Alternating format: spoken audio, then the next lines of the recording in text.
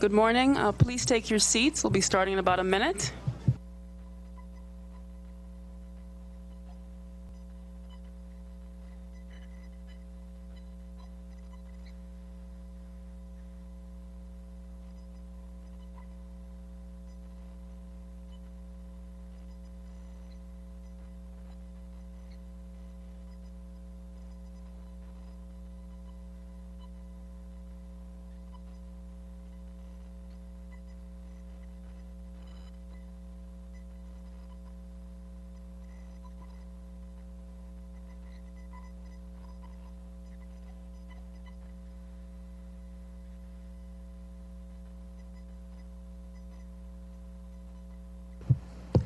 Good morning.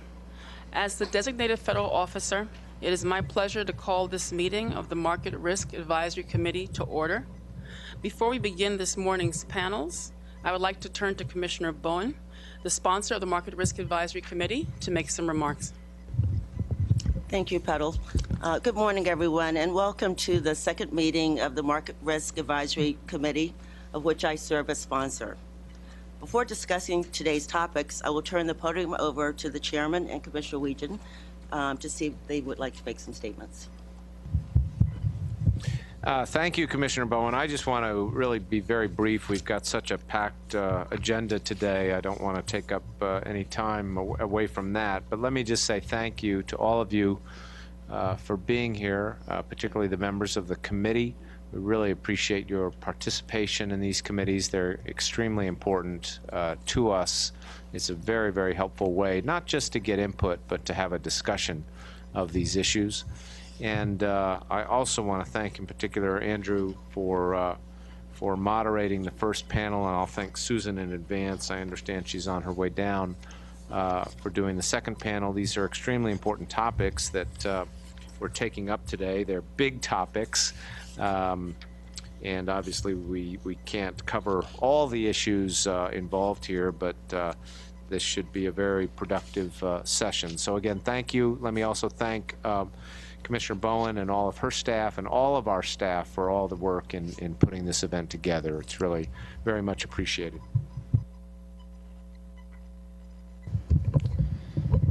Thank you, Sharon. Thank you, Tim. I'll keep my remarks very brief as well so we can get started, but obviously Commissioner Bowen's identified a couple of important topics, so looking forward to the discussion this morning, and thanks again to all the members for making your way to DC and being with us today. It's a real pleasure to have you here as always, and with that I'll turn it back to Sharon. Thank you. Great. I want to thank you, my fellow commissioners, and I just want to note that it's been a great year. Tomorrow will be officially, I guess, the one-year anniversary of our confirmation. So it's been a great first year. I also want to thank our MRAC members for bringing your passion and expertise to these important issues. I also want to express my appreciation and thanks to Kim Taylor for being such a tremendous resource. We wish her the best, and we welcome Sunil Katuno, who will be taking her seat on the committee. I'd like to thank the members of the staff from DCR, DMO, DSLO, and OCO for the support that you've given us in preparing for today's meeting. And of course, this would not be possible without the help of our logistical staff who worked behind the scenes to make this meeting be a success, hopefully. As you know, the purpose of MRAC is to provide the Commission with market intelligence and recommendations from industry about market risk and market structure issues. Our first panel takes on an important market risk issue, cybersecurity. The importance of having effective cybersecurity measures cannot be overstated. Cyber attacks on the U.S. businesses have become alarmingly increasing, and it's critical that the financial industry have strong protections in place. Recently, our staff held a roundtable on cybersecurity testing. After attending that discussion, I became very interested in the Bank of England's use of the CBEST program to deliver targeted, intelligence-led cyber security tests. I wanted to have an opportunity and to present the Commission with the opportunity to learn a little bit more about CBEST and also to hear our market participants' thoughts on that program. Thank you to David Evans and the Bank of England for your graciously agreeing to provide that opportunity today. Our second panel addresses an important issue that deals with market structure, and that's liquidity. Several market participants have noted that there are significant liquidity movements in markets we oversee. It is important, in order to regulate effectively, that the Commission get information from market participants about what is happening in our markets. MRAC offers a wonderful opportunity to do so, as our membership is so diverse, including end users, dealers, buy-side, CEFs, exchanges, clearinghouses, and academics. And with our guest panelists today, we also get the view of trading desks. Thus, the purpose of our second panel is to answer a few questions. One is to understand what market participants are referring to exactly when they say liquidity, as it can have many different meanings. The second is to learn whether there's actually been liquidity movements, and if so, in which markets. The third is to determine the causes of changes in liquidity. And finally, we want to know what actions, if any, the Commission should take. I will now turn over to Ms. Walker, who will introduce our first moderator on the panel. Thank you, Mr. Chairman, Commissioner Bowen, and Commissioner Weechin for your opening remarks. Before introducing our first panel and moderator, one note to MRAC members. In your folders, you'll find a complimentary conference booklet from the Federal Reserve Bank of Chicago of the November 14th CCP Resolution Conference, as well as a full biography of all the moderators and the guest panelists today, and a copy of the PowerPoint. Importantly, we also have a confirmation letter for your subcommittees. So if you could, at some point, just sign those and leave them on your desk, pick those up during the break, we can take care of that. As noted in today's agenda, our first panel discussion is on cybersecurity, considering Bank of England's CBEST program. Our moderator for the first panel is Mr. Andrew Gray. We are privileged to have Andrew Gray as our moderator, who has decades of experience in these markets. Andrew currently serves as Managing Director and Group Chief Risk Officer at DTCC, with global responsibility for DTCC enterprise risk management, operational risk management, and systemic risk, as well as information security, technology risk management, business continuity management, and global security management. Thank you. Thank you very much, Petal. It is a pleasure to have the opportunity to moderate this first panel, and it's a pleasure to introduce our guest panelist, Dave Evans from the Bank of England. You have his bio in the packet, but just a few very quick words on Dave's position and background. Mr. Evans is a senior manager in the sector and supervisory cyber support for the Bank of England. He joined the sector cyber team at the beginning of 2015, and prior to that, worked as part of the bank's sector resilience team since 2010. And Mr. Evans has had a number of years of experience in various positions in business analysis and security within the bank. So what I'd like to do for this first panel is break it up into two sections. The first section, Mr. Evans, Dave, will present CBEST and basically answer the first 5 questions that are included on the agenda. And then after he's had a chance to go through the presentation, we'll open it up for questions, and in particular, talk about what sorts of considerations we need to make in thinking about potentially applying CBEST to CFTC registrants. So with that, I'll turn it over to Dave. Dave, thank you very much for being here, and he'll kick us off with his presentation. Thank you, Andrew. Thank you, Petal. Thank you, commissioners, and thank you to committee members for providing me with this opportunity to come and talk to you today. So I've been involved with the CBEST program since inception, so I could talk for far longer than the time that's been allocated, but in the interests of brevity, we will stick to an agenda laid out in the presentation. So I'll provide an overview of the CBEST program, its origins, why we felt we needed CBEST, talk about what it is and what it does. We'll also touch on a little bit about what it doesn't do as well. The overview will then include answers to the questions as laid out in the agenda. So what types of financial institutions are participating in the CBEST program? How was the program developed, and how is it maintained? So that's maintained as a process. What is the scope of testing? So what are we wanting to test, and why are we wanting to test those elements of an organization? We'll answer how CBEST accommodates the evolution of threats and the changing technology landscape, and we'll look at how CBEST as a program remains up to date. And then remembering that CBEST as a program is only 12 months old since we actually launched it, we'll go through some of the lessons that we've learned from the experience so far. Experience in rolling out the program, but also experience in building the program as well. So that'll answer the sort of first 5 questions of the agenda. And then rather than me trying to list some of the costs and benefits, it's probably better if we hand back to Andrew to sort of facilitate a Q&A session where we'll look at some of the costs and benefits of having a similar program here for CFTC registrants. So in June 2013, the UK's Financial Policy Committee issued the following recommendation.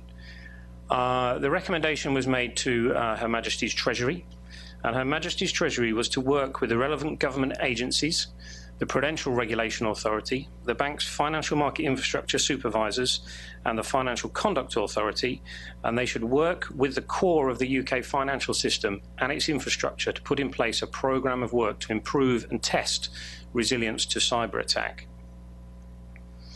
It's important to note that in that recommendation, the recommendation was issued to the lead government department for the financial sector in the UK. So recommendations are issued to the regulators on a comply or explain basis, but the Financial Policy Committee does not have the power to issue comply or explain recommendations to non-regulatory bodies. But in there, you'll also see some key points that the Financial Policy Committee acknowledged that as regulators on our own, we wouldn't be able to address the issue. We needed the support of Her Majesty's Treasury, but we also needed the support of the relevant government agencies, and we'll touch on some of those as we go through the presentation. So following their recommendation in June 2013, the Financial Policy Committee issued an update in September 2013. So just 3 months on, they issued the following public statement. And that was that it was important to ensure that the various institutions at the core of the financial system, including banks and infrastructure providers, had a high level of protection against cyber attacks to ensure such attacks do not undermine the system. So this was the Financial Policy Committee really saying that in order to address this, we need all of those organisations that constitute the core of the UK financial system to have a very high level of protection indeed. So that sent us on a journey then as to how do we measure, how do we ensure that there is a high level of protection. And so we reviewed testing practices across industry. And when we reviewed those practices, we revealed that actually the variation in activities, and by that I mean the scope, the methodologies, the goals of testing, even the frequency of testing, that variation was just too large. Also, we found very little insight into protective capabilities against likely attack methods. And I want to underscore there that, we're talking about likely attack methods. Was enough work being done up front for each organisation to understand, or what are the threats that I need to concentrate on? Not what are the threats generally to a system or to any organisation, but what are the threats and likely attack methods that I might encounter, and how do I need to protect myself against them? So after we'd done this work, we realised that actually without some sort of common framework, it's going to be really difficult for us to answer the examination question, if you like, that was set by the Financial Policy Committee. How could we assess the adequacy of cybersecurity capabilities for each of those institutions that were considered core? And therefore, we couldn't provide assurance. If we couldn't assess the levels of protective capability, then how can we provide any assurance that the core of the UK financial system had, or I've put in there in brackets, or knew what it needed to do to achieve a high level of protection? There was an awful lot of testing going on, but none of them really gave us the answers to the question that had been set to us. So something needed to change. That's really where CBEST as a process started to evolve.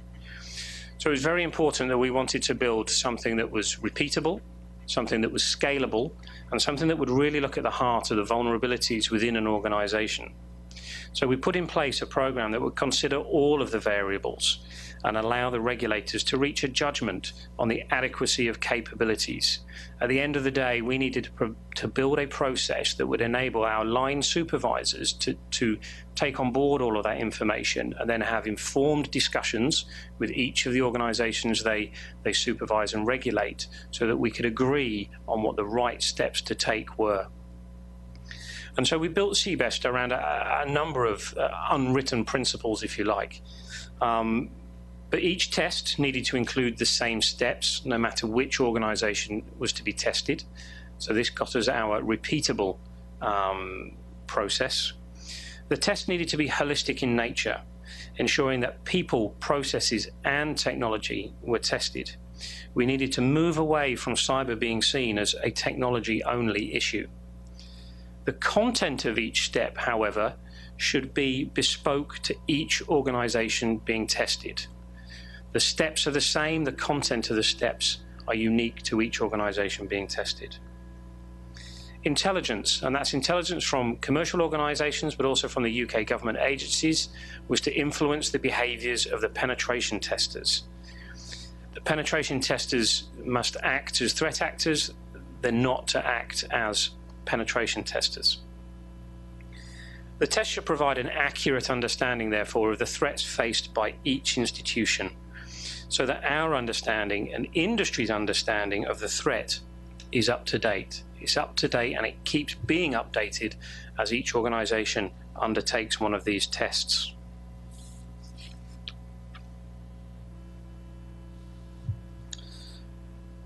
The tests were to be conducted in partnership with the regulator. This is not something we wanted to do to industry, it's something we wanted to do with industry. There's an awful lot of learning that needs to go on in this process. That's learning for us as regulators, it's learning from the government agencies, it's learning from the institutions that are considered core. And rather than doing something to industry, we felt that doing something with industry was a much better way to improve and foster that learning and the partnership approach. And we needed openness and transparency to be at the very heart of the CBEST program. Other risks that we ask organizations to manage are perfectly visible to the regulators. We can see them, we can ask for evidence, we can be given evidence, we can reach judgments. Cybersecurity is all too often hidden. And if something's hidden, if the risk management processes that support that risk are hidden, then we're really going to struggle to reach any useful judgments. They should benefit, or they would benefit, from GCHQ input. So that's the Government Communications Headquarters in the UK. They're the United Kingdom Signals Intelligence Authority. The resource commitment on both the regulator side and through the involvement of GCHQ would therefore limit participation in CBEST to the core institutions only. We would love to live in a world where CBEST was available to any organisation that requested it, but it's just too resource intensive. However, and we'll touch on this a little bit later on, the principles on which we've built CBEST, scalable and repeatable, it stands therefore that you can tweak the scale, the size, the resource constraints, yet still adopt CBEST methodology and roll that out to a much more wider constituency. But we're some way off doing that, I hasten to add. In continuing with the partnership approach, we chose not to make CBEST mandatory. At the time, we felt this would undermine that partnership principle, and we truly wanted, to foster this partnership model. And again, mandating something would put it on the wrong footing, we thought at the time. And by and large, we still hold to that. We don't want this to be mandatory. There's benefits to all. We want industry to see the benefits. We want industry to, to reach out and want to undertake this. And by and large, we are seeing that, from the organisations being asked to undertake a CBEST. The test should provide an assessment of where each firm's current capability is versus where it needs to be. So we're not measuring in absolute terms. They do not all face the same threats, so they shouldn't be required to have identical capabilities.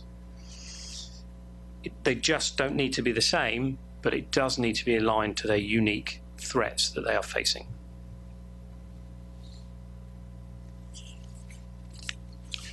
We faced a challenge in issuing the CBEST program and not making it mandatory.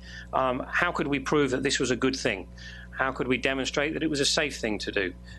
So we piloted CBEST on the Bank of England itself. So the Bank of England, not only is it a central bank, but it's an operator of the UK's high-value payment system. It is a piece of UK critical national infrastructure. We couldn't ask industry to undertake this new type of testing if it hadn't been proven on an organisation. And of course, as we were a piece of critical national infrastructure, the easiest thing to do was to test it on ourselves. A small industry working group was then established to take development from the pilot phase to launch.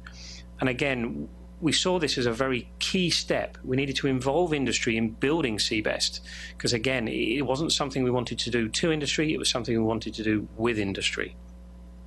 The working group included banks, it included infrastructure providers, penetration testers, threat intelligence providers, ourselves as regulators, and government agencies. So everybody was in there. The list right at the beginning of who the Financial Policy Committee asked to improve the resilience to cyber attack, they were all represented on that working group to ensure that we built what was needed. New accreditation standards, including examinations for penetration testers and threat intelligence providers, were created. This was the first time that we're aware of that commercial threat intelligence providers have been accredited anywhere in the world. They're maintained by the Council of Registered Ethical Security Testers on behalf of the Bank of England.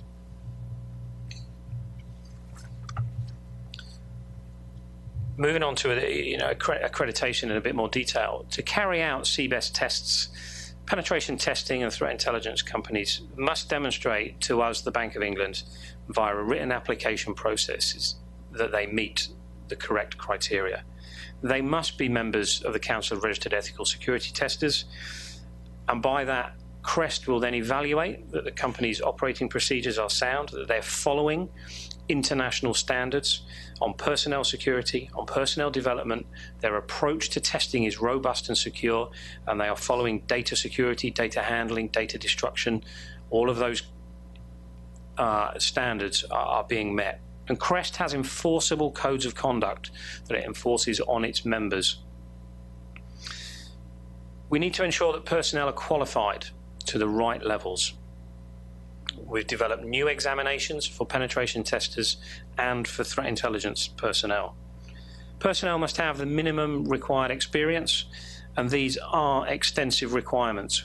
For example, we require penetration testers to have in the region of 14,000 verifiable hours experience before they're allowed to undertake CBEST testing on any of our core institutions. And they must have proven work history within industry, and then we, as the Bank of England, will check those references to make sure that they are sound and they are as per the application process. We then undertake site visits to the penetration testing and the threat intelligence companies, and this provides us, our team, an opportunity to interview the company staff. We clarify any anomalies that may have appeared in the written application form, and we ensure that everything is as it should be. On the completion of the interviews, we can then issue one of three recommendations. We can either recommend that a firm be accredited and they are clear to undertake CBEST testing. We can issue a recommendation that they be accredited subject to certain requirements being met. This might be ensuring that they have the fully qualified staff. They might need to provide further references, or we will reject their application. In the 12 months that we've been going, we've predominantly with accredited companies, but we have issued accreditations subject to requirements, and we have rejected some applications as well. Before we set off on this journey, we wanted to make sure that CBEST, when it was developed and when it was in place, remained at the top of penetration testing schemes. So to that end, the Bank of England reserves the right to revoke anybody's accreditation, and we reserve the right without question. If qualified personnel leave, we can remove accreditation. If the process is not followed as it should be, we can remove accreditation. Even if marketing rules are not followed, or they're trying to gain too much market business or by mis-selling what CBEST is, then they can lose their accreditation. So how is CBEST as a process maintained? That falls to our team to maintain CBEST as the process. We do this by liaising very closely with our supervisory functions to ensure that it remains relevant. And it's a really simple test question that we ask to supervisors. Is CBEST providing them with enough to reach a judgment on security capabilities? If it is, CBEST is working. If it's not, we need to go back and make some amendments. We consult with the penetration testers, the threat intelligence providers, and industry on its effectiveness. We're currently in our first round of receiving feedback from all of those stakeholders, and it's imperative that we take on board feedback. We don't hide behind potential lessons that we could learn to improve this important process. We maintain very close liaison with CREST for the accreditation standards. That's absolutely essential to the sort of future of CBEST. And we promote CBEST via industry events. They can be through large seminars, events such as these, the roundtable I was invited to at the CFTC the other month. And it's really important that we promote what CBEST is and we improve international liaison along the way. We also maintain a web page, a publicly available web page, and there's details at the end of this presentation. And that's where we put as much information as possible about CBEST as a process, what it is and what it does, so that everybody can learn. So I want to touch just briefly on what the tests actually are. So threat intelligence will identify threat actors and the tactics, techniques, and procedures they would use for the test. This ensures that no matter which organisation is being tested or when it's being tested, that the test is based on current threat intelligence. This also ensures that each test is bang up to date. It's not old news. It's being tested against very current threats to that organisation. The scope of the test is agreed by the regulators and the financial institution that's being tested. For CBEST broadly, we are looking at functions which, if disrupted, could have an adverse effect on UK financial stability. Once we've identified those functions, then we can then start to identify technology systems supporting those functions. They become our, in inverted commas, target systems. But we also then need to discuss, well, what are no-go areas? Where should our testers not go? And we have to keep this to an absolute minimum. There needs to be a good reason why certain things are out of scope, but there is that opportunity. At the end of the day, the threat actors perpetrating a real attack are not going to ask you if there's certain areas they shouldn't be touching. So that's a kind of testing anomaly that we have to abide by. The goals of the testing are predetermined. So we don't actually want to compromise target systems. We don't want to be the reason for adversely affecting financial stability in the UK. So we need to come up with ways that everybody can agree that should the next step be taken, a compromise would occur. Once we understand what the goals are, the penetration testers and the financial institution that's being tested devise the robust control framework. It's very important that the financial institution that's being tested is fully involved, in fact leads on building that control framework. It's their network, it's their systems, it's their personnel that are all being targeted by this test, and so they need to lead on the development of this control framework. And during the test itself, the financial institution will be informed of each day's activity ahead of it taking place, and they will give the go-ahead or ask for it to be suspended. Reasons why tests might be suspended: perhaps if there's unexpected business requirements, perhaps it's an unexpected large trading day, and doing live testing on their networks would not be best suited. Or maybe there's some unplanned change, some last-minute change management needs to take place. Well, then CBEST can be temporarily suspended. And some penetration testers have even gone so far as to offer up a seat within their offices for somebody from the financial institution to actually sit alongside the penetration testers. They gain valuable experience to understand what penetration testing actually is, what it looks like, how it works. But then you've also got a safe pair of hands sat right next to the penetration testers to ensure that the test remains safe at all times. But once the test is concluded, that's really where we start to get to the meat of why we're here in a CBEST. And it's all about the post-test activity. So we have key performance indicators on both the process, and that's for the penetration testers and the threat intelligence providers, and the outcome that's captured. These key performance indicators help us to ensure that the program adheres to the agreed framework, and it helps us in judging appropriateness of capability. So how do we do some measurements for the test itself, but also the outcomes? We then have a workshop with all stakeholders to discuss the testing activity that's conducted. And I can't stress the importance of this workshop for sort of moving away from previous test results, which penetration testers will provide, well-written, well-thought-out reports, but there'll be a list of typically red, amber, green issues that need to be addressed. Those red, amber, and green issues have no context on which people can reach a judgment. How large are the issues identified compared to other risks that your regulator is asking you to manage? How can the supervisor reach a judgment whether a red issue on a penetration test is more important than, say, building up larger capital requirements, looking at some other organizational change that they might have requested you to do as a priority in any given year? So we have the workshop where we discuss all of the testing activity, and that's where we understand, are they big fixes that are required? Are there some really simple, quick fixes? Are there any quick wins in there? Are they expensive? If they're expensive, how expensive, and what might the timelines be? The penetration testers offer a fantastic wealth of knowledge. We need to leverage their experience. We need to get out of them as much information as we can. If they've circumvented security controls by doing the penetration test, it's pretty sure they know how you can improve your security capability to prevent them from doing it again. We need to maximize the experiences that they bring to this process. Once we understand all of the issues, then we can start building a remediation plan. And it's a remediation plan that's agreed by both the regulators and the financial institution. And the plan will look to address the gaps identified in where they are versus where they need to be. So it's all rooted in the context of what an organization actually needs versus some arbitrary absolute measure.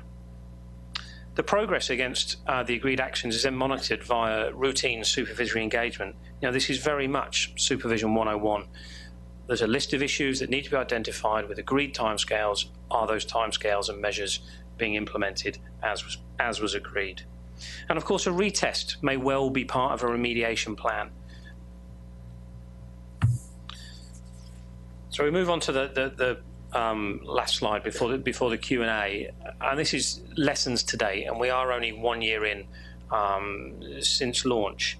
But some of the lessons here that you might want to be aware of is CBEST attracted considerable media attention, far more than we ever considered that it would meet. And periodically, it keeps popping up again. CBEST will get a mention, we'll start receiving press inquiries, it will go a little bit quiet, and then it will rear its head again. So the media attention around the regulators taking an active engagement, an active role in cybersecurity was most definitely newsworthy.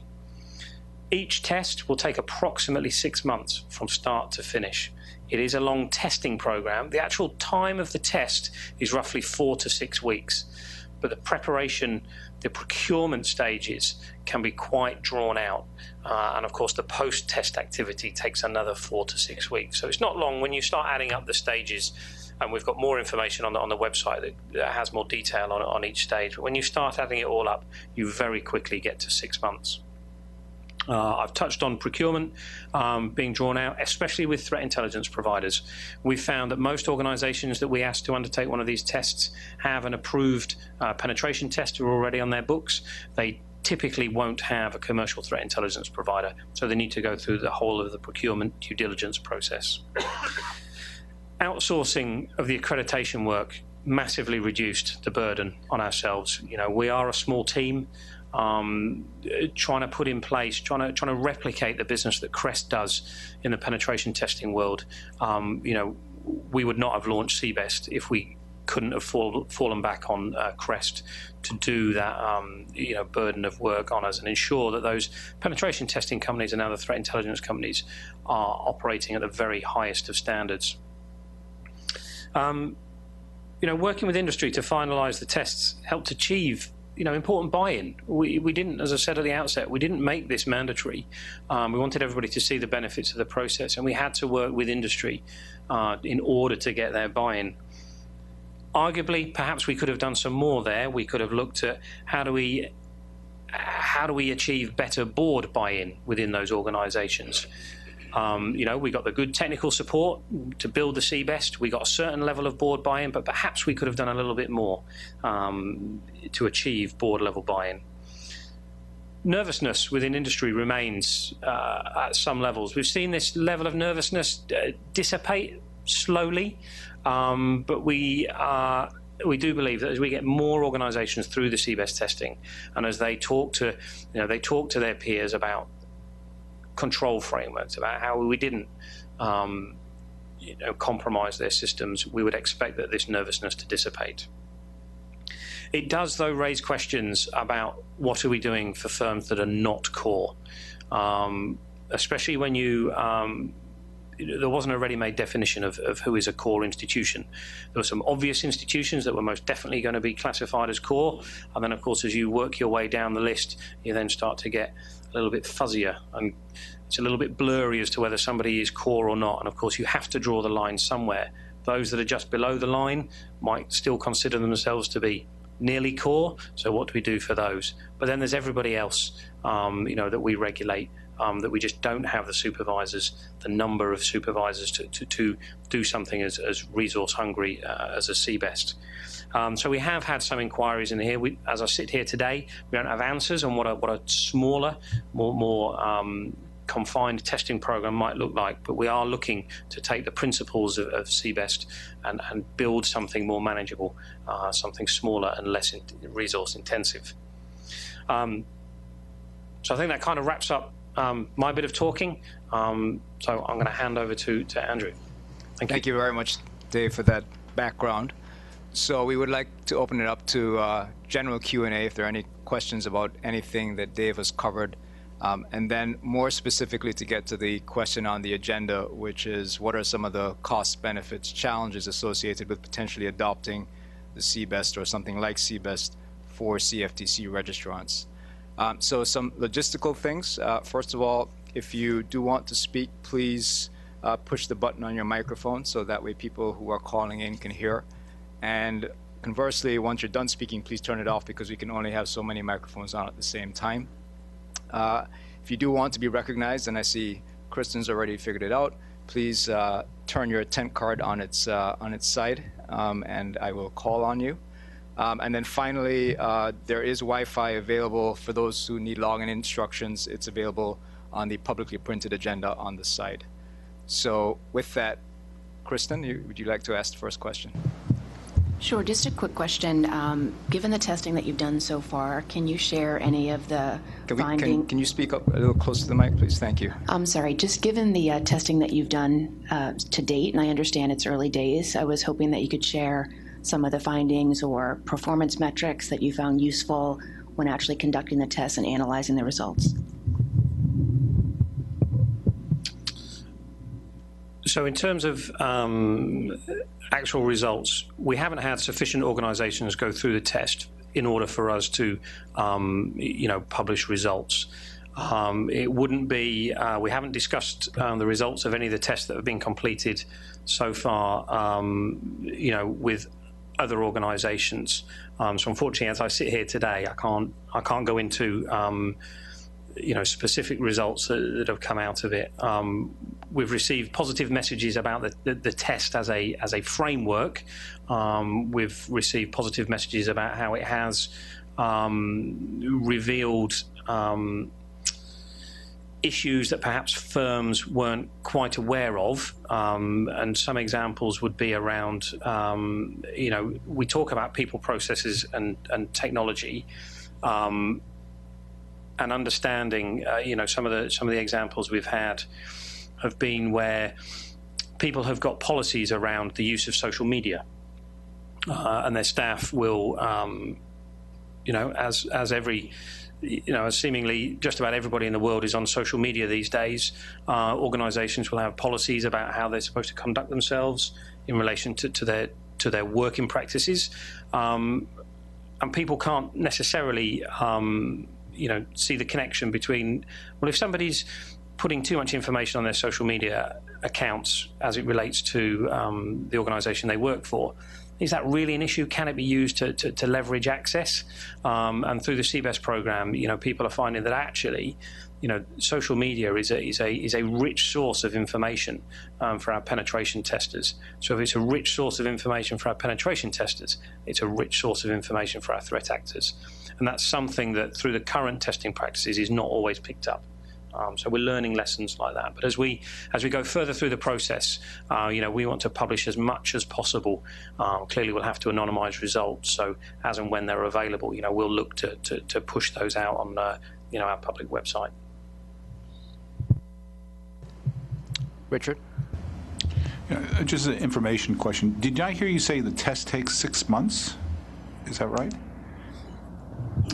So the whole process takes 6 months. The actual time of testing, so where you would consider penetration testers being active on your networks, is 4 to 6 weeks. It's the planning and the preparation and the post-test activity that means the whole process takes 6 months. And what do you think the shelf life is? I mean, how long is that test good for before you have to retest again? So we're yet to work out when it should be a repeat test.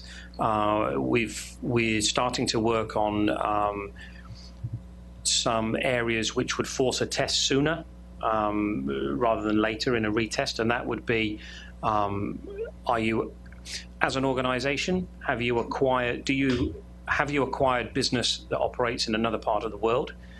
Are you undertaking new business lines?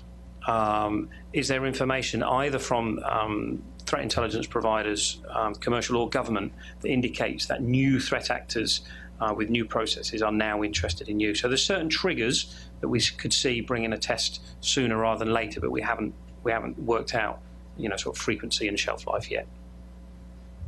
Thank you. Joe? Thank you. David, would you be able to comment on the level of participation that you've had in the testing? Are they the largest of firms, buy side, sell side, exchanges, counterparties, clearinghouses, et cetera? Yeah, so it's kind of all of the above. So we haven't limited it to just investment banks or just retail banks or just clearinghouses. Fundamentally, if as an organisation if you're disrupted, or if you're potentially disrupted, and that would impact financial stability, then you will be considered core, and that does include wholesale banking organisations, retail banking, exchanges, clearinghouses, settlement systems, the whole range of organisations that we regulate. Mahi, did you want to ask a question?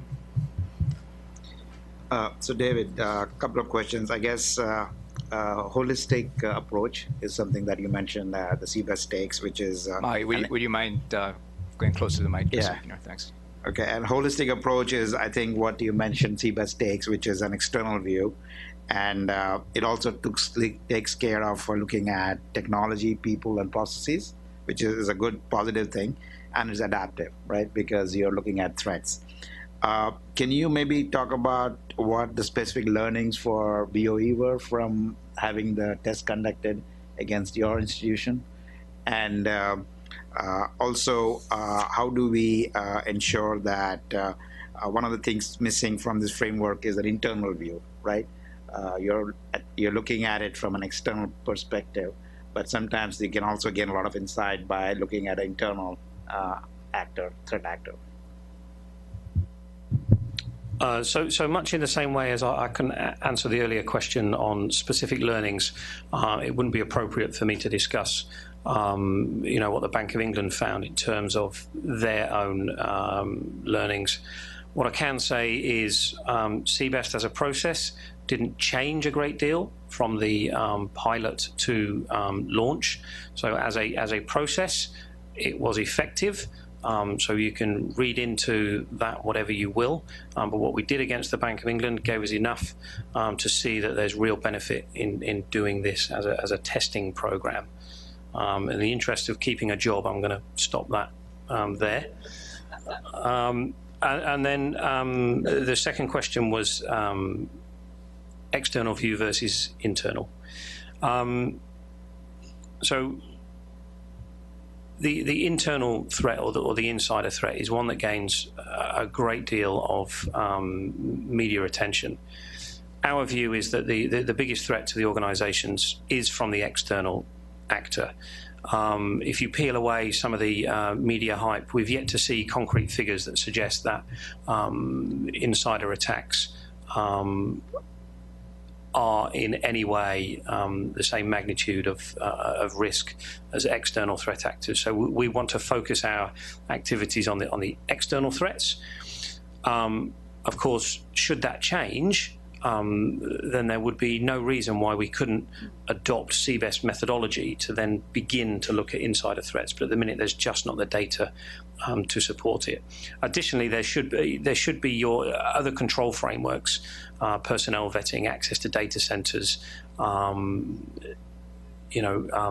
least privilege access. All of those sort of controls should already be in place. That if we find they're not in place from an external threat, you can make some pretty quick assumptions that if you're at risk from externals, you're going to be at risk from insiders as well. Okay, we have a number of cards up. Why don't we start with Anat, then Andrew, then I'll go to Glenn, and then Jerry. Okay. I have the following question. You mentioned that partnership principle and that you wanted it to be voluntary. But this is a safety thing fundamentally. And so the question is, what's your expectation that it would be a reputation thing, or that eventually it would be mandatory, that you're just trying because, obviously, we want planes to be airworthy. We want systems to not, be compromised. This is just money, but if somebody can expect that the problem would be solved, what's the incentive, et cetera?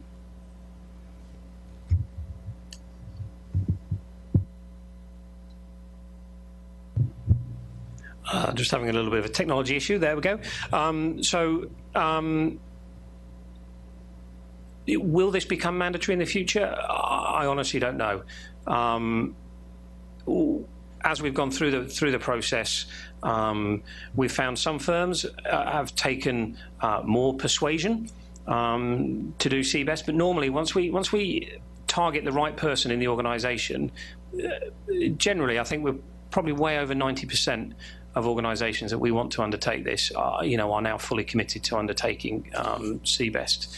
I think the voluntary nature, the way we released it, was because it was a new step for us, as regulators. We hadn't really moved into testing people's capabilities in what can be perceived as quite an intrusive way. Whether that changes over time, I don't know. I suppose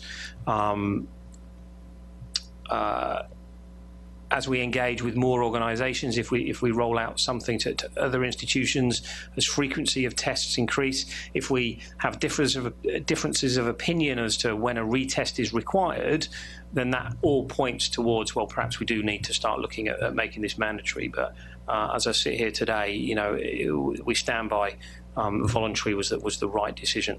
But yeah, it's safety and security at its heart. And so that's a big question. I mean, if this committee and then the Commission further decided to explore something, then that voluntary versus mandatory, I would expect to be a key discussion that would be needed. Andrew. So I want to start by thanking Mr. Evans for sharing this incredibly interesting and valuable information. It just raises a number of questions which you may not be at liberty to answer, but if you don't mind, I'll just ask them, and feel free to put it off, or maybe in the second half of the session we'll get to that. First question, can you share with us a number of firms that the Bank of England has accredited and the number that was not accredited?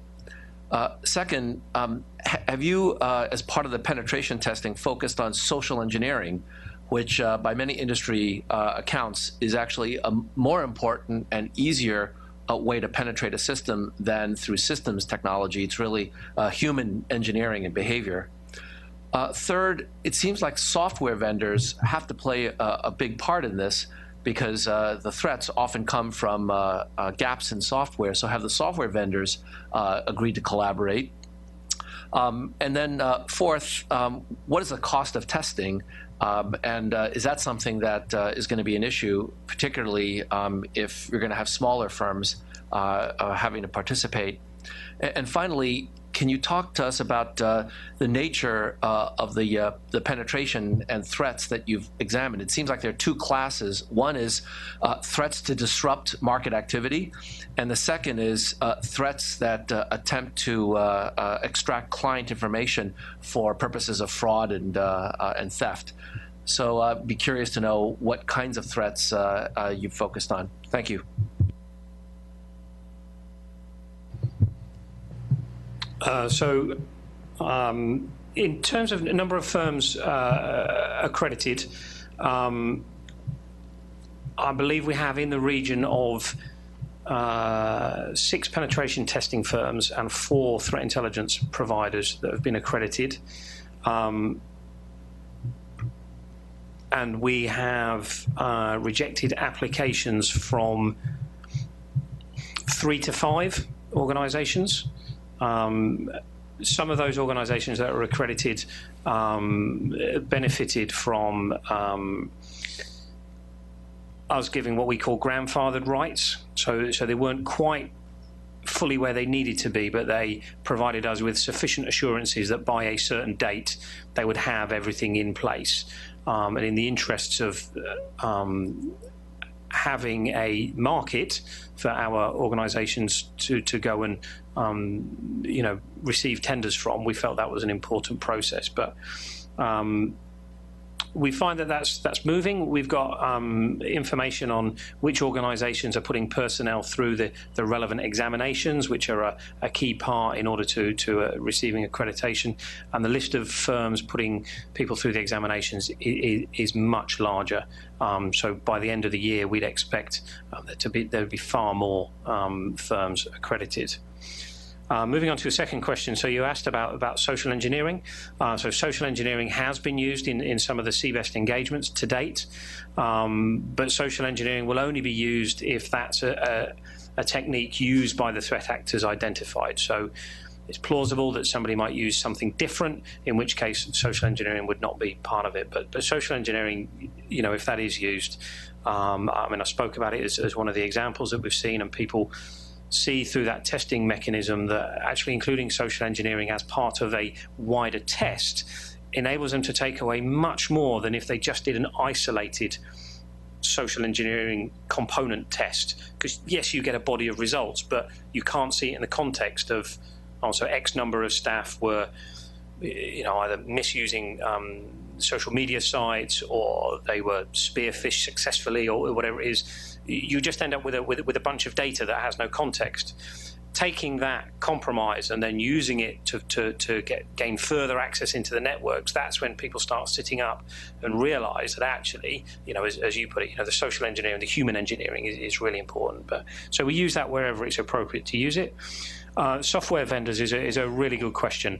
So at the minute, we don't have the data to support that software vendors, and I'll use it in inverted commas, are a weak link. But we've had plenty of discussions, that at some point, if we start building a body of evidence through the CBEST testing program or other initiatives, that if we can evidence that 50, 100, 200, 500 financial institutions in the UK are all suffering from software deficiencies, well, that's a really useful body of data to then take to those vendors, and it becomes a different conversation. We've got 500 of your largest clients are being compromised due to your software having deficiencies in it, and at the minute we just don't have the data to go and have those conversations, but hopefully we'll reach a point where we will. So the cost of testing, it varies depending on the organisation and the duration of the test. We think it to be broadly in line with a more sophisticated penetration test. So it's It's not an astronomical amount of money, so it's in line with what organizations are already spending in their penetration testing regimes. The more people we have accredited, though, of course, market forces should come into play and costs should come down. If we want to build something that's more accessible for smaller organizations, then that's where we need to look at which bits can we trim down so that the cost can come down without losing the effectiveness of the testing program. And types of threats. And you're going to have to remind me what you meant by that.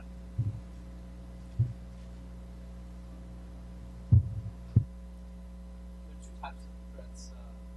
One, outright theft of client information. The second is disruption of market activity. Okay, thanks for that. My notes weren't comprehensive enough.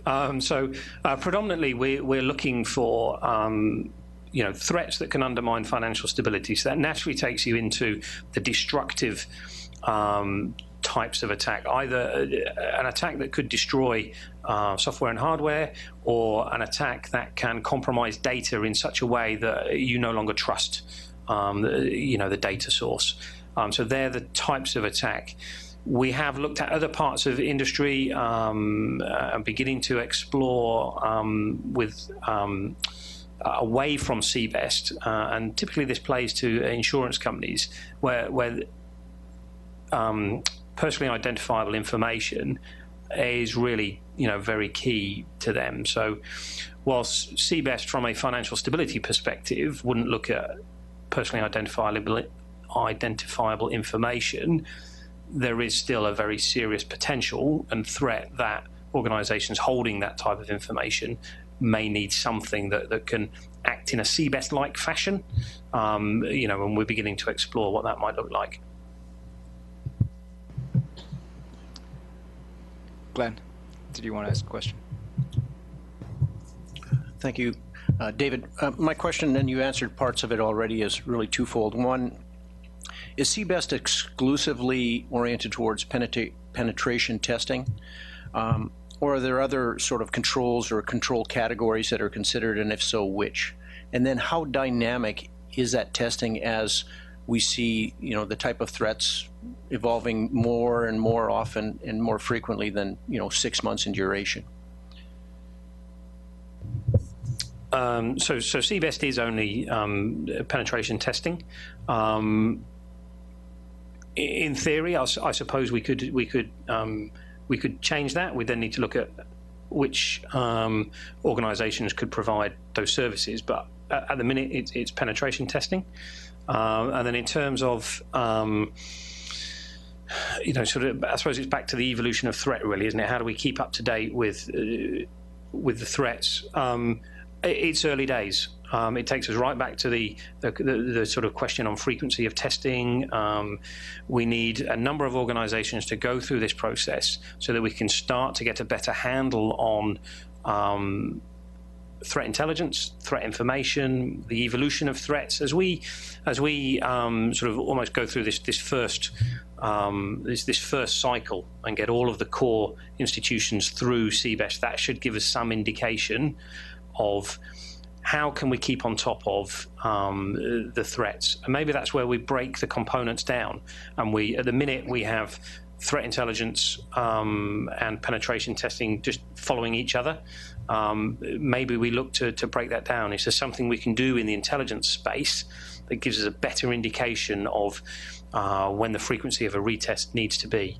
But really, we've just got to get through this first cycle, and that'll help inform and give answers to those questions. Jerry. Thanks. I'm Jerry Perullo. I'm the Chief Information Security Officer for Intercontinental Exchange. So in addition to several registrants under CFTC, my team is also responsible for information security over several UK subsidiaries, at least 2 of which have been deemed core. And so we certainly have a close relationship with the CBEST team and are in discussions about the CBEST program. And we took up what we would call arguably a CBEST light at the end of last year, where we decided it's a great program, and I still hold to that. The methodology for a penetration test is really stellar, and the idea of incorporating threat intelligence and really gearing attacks that are modeled after those that have taken place in our sector is really valuable. We had some questions, and I'll present some of the challenges with having a regulator at the table for that. And I'll throw them out there, if nothing else, as a bit of devil's advocate, not as an indictment of the program. But what our experience was, so we went through this, we contracted with a private company that was at the time one of the accredited providers, and we used the folks there that had been working on CBEST projects to conduct a penetration test, and it did take the full 6 months, and it was very valuable, and we received a lot of findings out of that have really directed our controls and changes in our program. And I encourage every organization that's serious about cybersecurity to do that. And that didn't require direct regulatory environment, although we do appreciate that they codified a testing methodology, and we certainly benefited from that.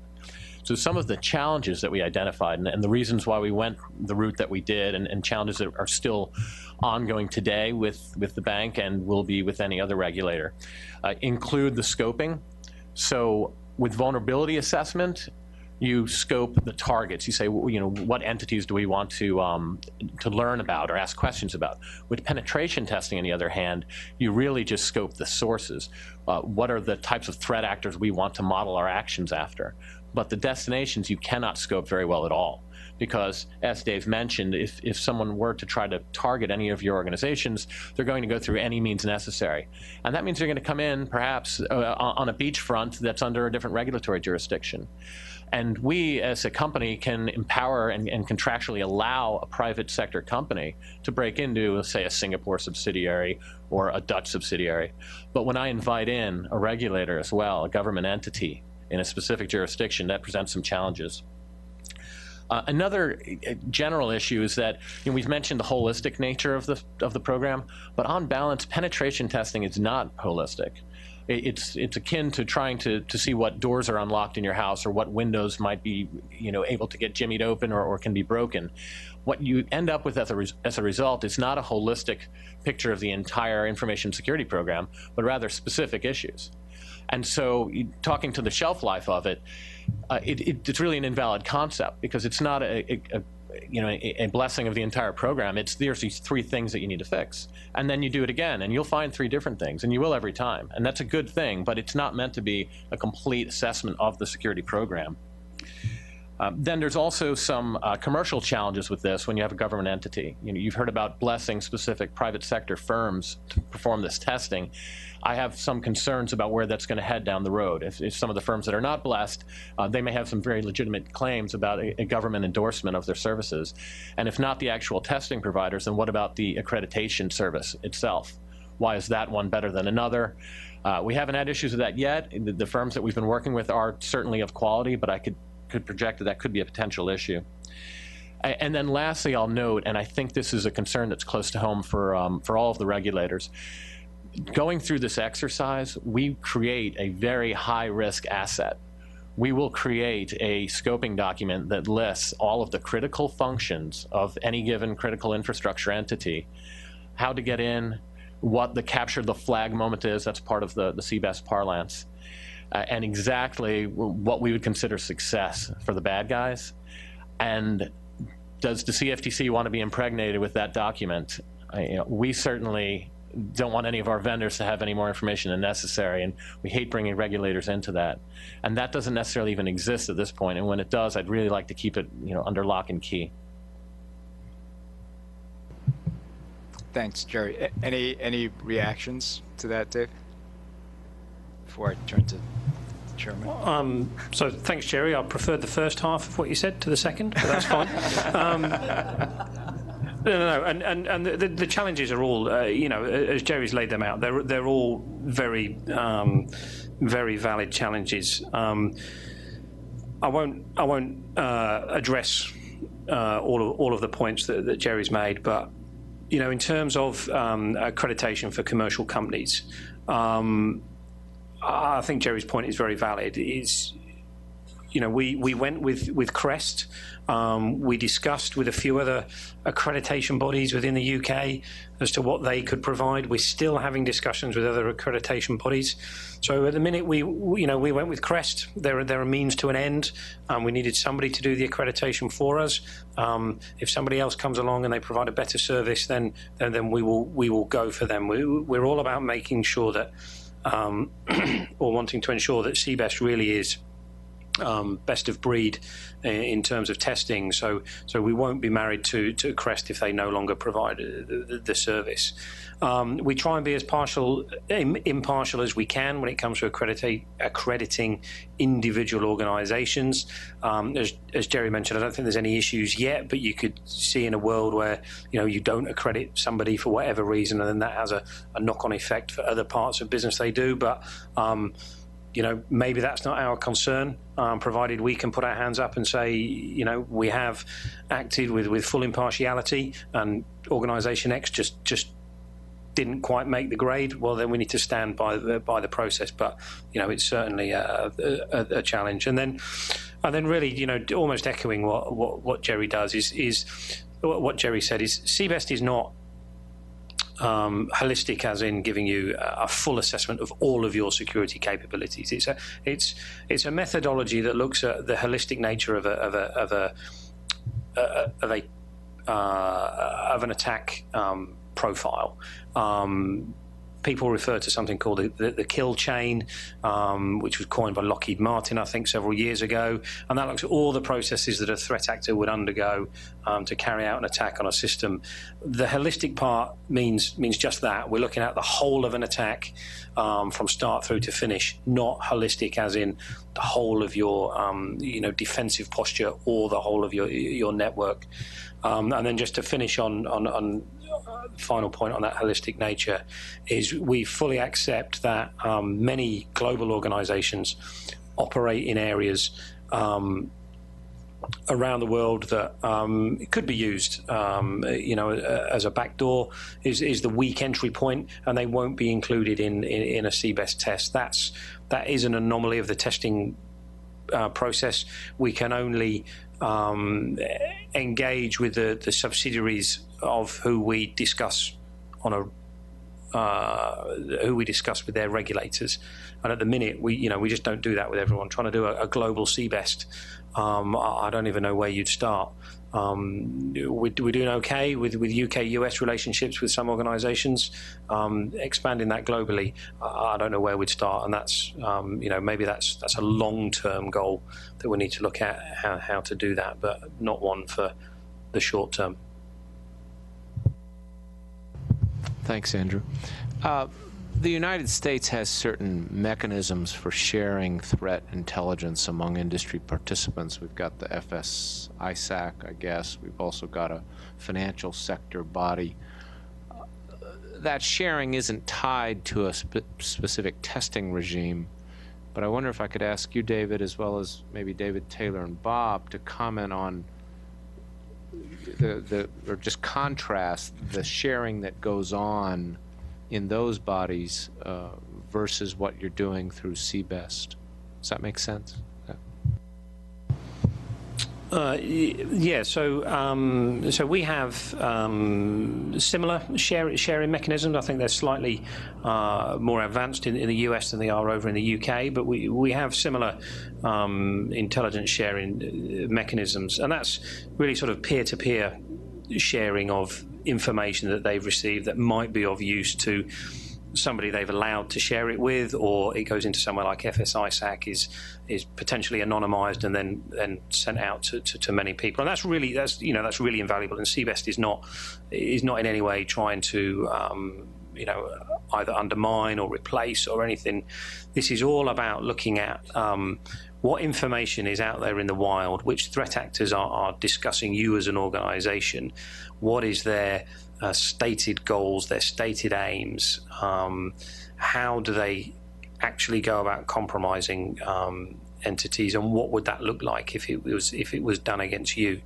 You could see in a world where, and I'd love for organisations to receive the threat intelligence product as part of a CBEST, and then decide that they're going to share some of that information through those sharing mechanisms. So I could only see that it could add to it rather than either undermine it or detract from it. Maybe just to clarify, David, I was more going to the quality of the threat intelligence that someone who is going through the CBEST gets by virtue of CBEST versus maybe the quality of the intelligence that you get through FSISAC, if we can make a judgment about that. I don't know. So on that point, I think I have a limited understanding of what's done CBEST. I think on the one hand, the CBEST is probably a bit more tailored to the individual organization getting the information, whereas the FSISAC is a much more of a broad distribution. That said, one thing I should observe, having been doing this now for, since 2001, the efforts that the U.S. intelligence community have made to be able to get information, actionable information, in a form that it can actually be shared with the private sector, as opposed to merely shared among those with security clearances. So the ability to process it and then get it out has really, in the past year or so, grown by leaps and bounds. And so the efforts that have been made in that regard have been, truly extraordinary and I think very successful as well.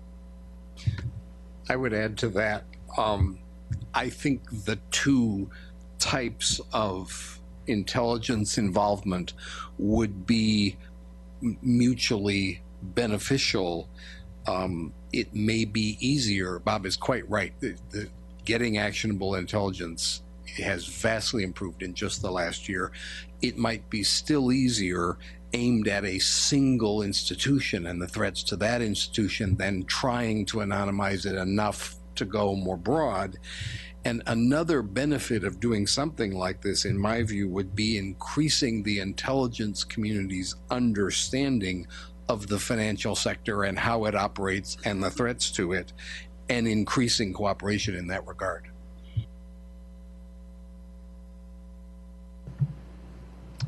Thank you, David. Bob, did you have another question as well? Yeah, no, I wanted to react, I guess, two of Jerry's points very quickly. And the first is in terms of regulatory scope. And obviously, just because you have a number of affiliated entities does not mean that a regulator of one entity has jurisdiction over other affiliated entities. On the other hand, regulated entities frequently engage in outsourcing and have some very critical functions that are undertaken not within the regulated entity by an outsourcing firm. Sometimes that outsourcing firm is external, other times it may be an affiliate. And certainly the regulator's interest in how well the outsourced functions are being performed does not change because they're being outsourced, and does not change because they're being outsourced to an internal versus an external firm. And so I think there is, in fact, regulatory scope for understanding if penetration could be taking place through outsourced functions.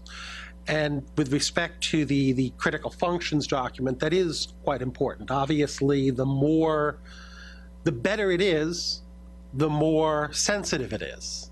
That said, I think it's fair to say that my colleagues who engage in examinations and other colleagues are very well aware of this, and we are here at the CFTC very well aware of the importance of security and keeping these kinds of critical information secure. Thank you. Thanks, Bob. So I'm just looking at the time, and I think we're just over the time that we had allotted. So I know we had two more questions. Perhaps Joe, Mahi, we can follow up separately afterwards with those questions, unless you felt there was a burning desire to share something with the group. No? Okay. All right, great. So with that, I'd like to thank everyone for their participation. I'd like to thank Dave again for being here and presenting the CBEST framework to us. This was a very, very helpful, a very critical topic for the industry, and I'm sure will generate additional dialogue beyond this meeting. Commissioner, if you had anything else that you wanted to say. Turn it over to you. At this time, in keeping with the meeting agenda, we'll take about a 10-minute break and resume at 11:25 for our second panel.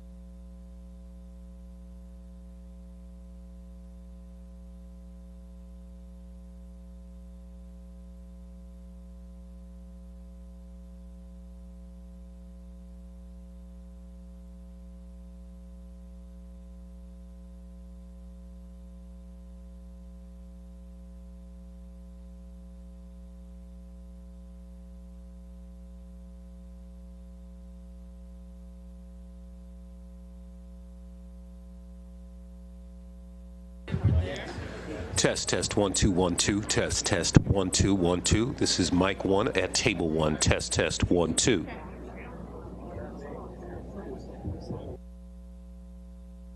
Test, test, 1, 2. Test, test, 1, 2. This is mic 2 at table 1. Test, test, 1, 2.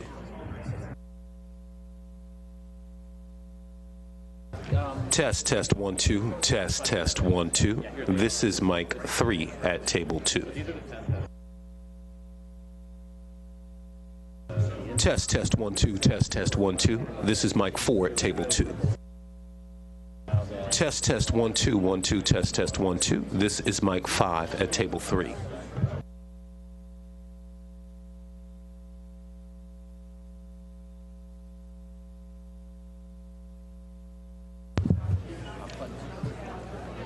Test, test, 1, 2.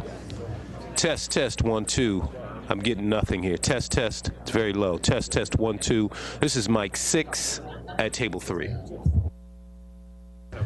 Test, test, 1, 2. Test, test, 1, 2. This is mic 7 at table 4.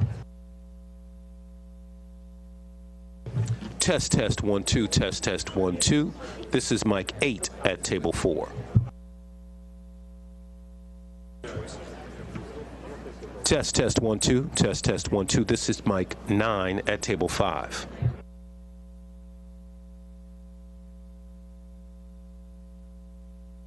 Test, test, 1, 2. Test, test, 1, 2. This is mic 10 at table 5.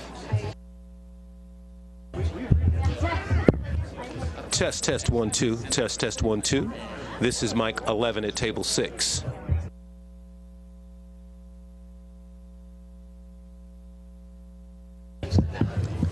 Test, test, 1, 2. Test, test, 1, 2. This is mic 12 at table 6.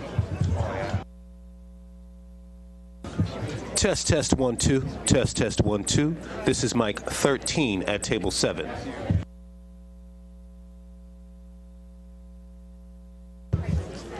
Test, test, 1, 2. Test, test, 1, 2. This is mic 14 at table 7.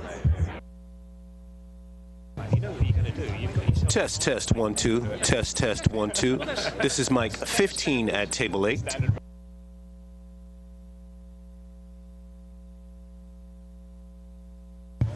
Test, test, 1, 2. Test, test, 1, 2. This is mic 16 at table 8. Test, test, 1, 2. Test, test, 1, 2. This is mic 17 at table 9.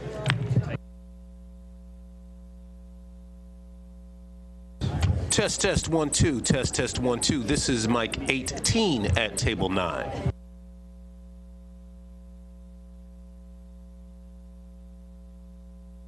Test, test, 1, 2. Test, test, 1, 2. This is mic 19 at table 10.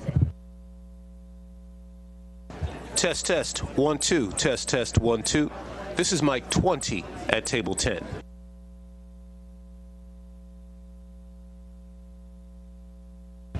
Test, test, 1, 2. Test, test, 1, 2. This is mic 21 at table 11. Test, test, 1, 2. Test, test, 1, 2. This is mic 22 at table 11.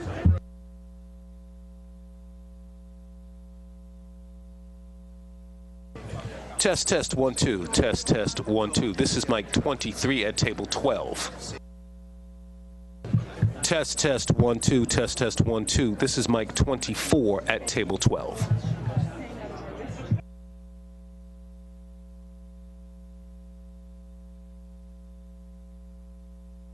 Test, test, 1, 2. Test, test, 1, 2. This is mic 25 at table 13.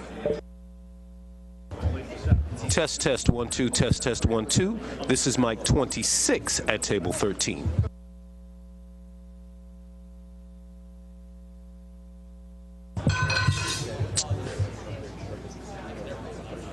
Test, test, 1, 2. Test, test, 1, 2. This is mic 27 at table 14.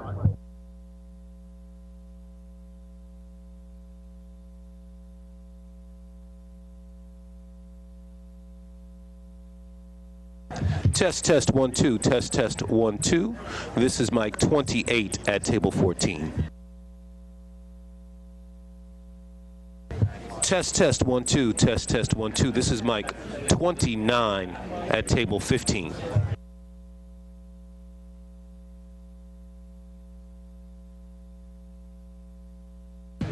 Test, test, 1, 2. Test, test, 1, 2. This is mic 30 at table 15.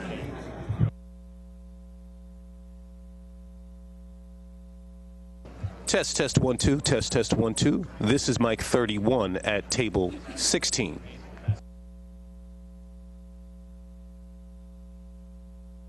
Test, test, 1, 2. Test, test, 1, 2. This is mic 32 at table 16.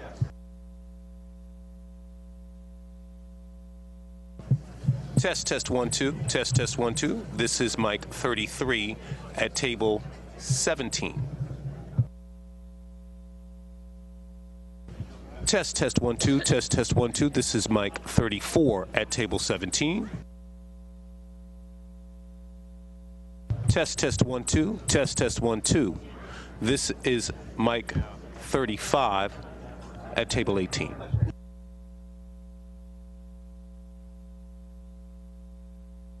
Test, test, 1, 2. Test, test, 1, 2. This is mic 36 at table 18.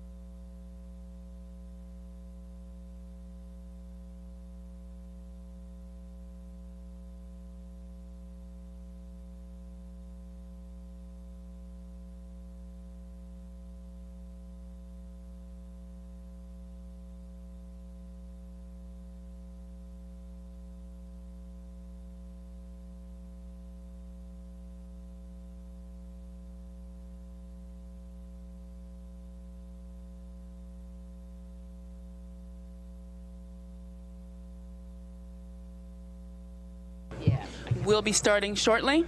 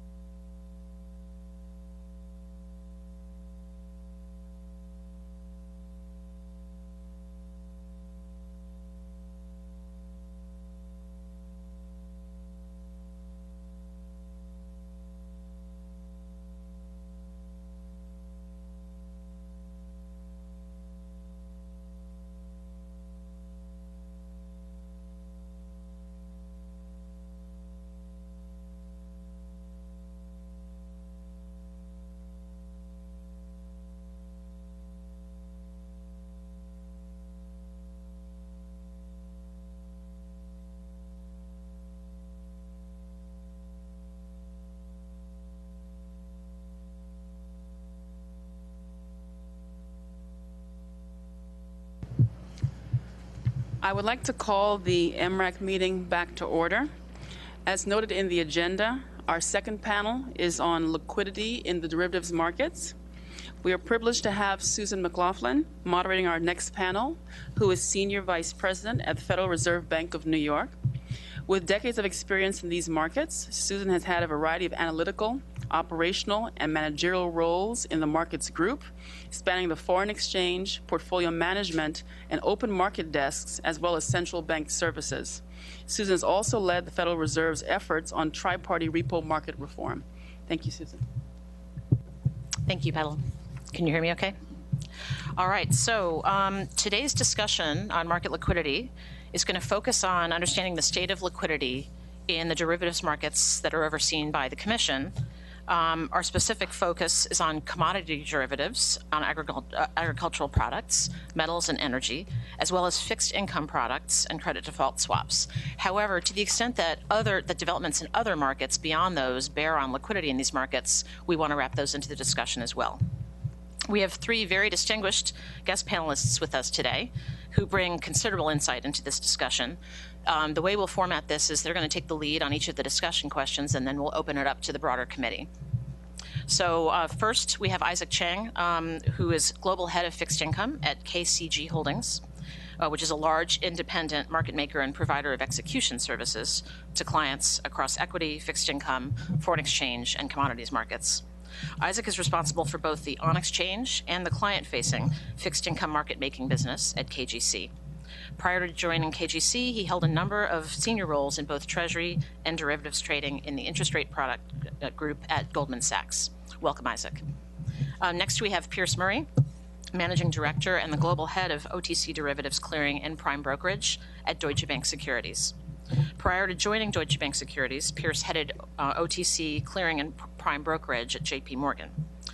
Pierce has extensive experience across prime services, FX options trading, credit risk management, and credit portfolio management, including unwinding derivatives portfolios in times of market and credit stress. Welcome, Pierce. And finally, we have Tom Wipf, a Managing Director and the Global Head of Bank Resource Management at Morgan Stanley. Tom is responsible for the firm's secured funding, securities lending, collateral management, and counterparty risk management businesses.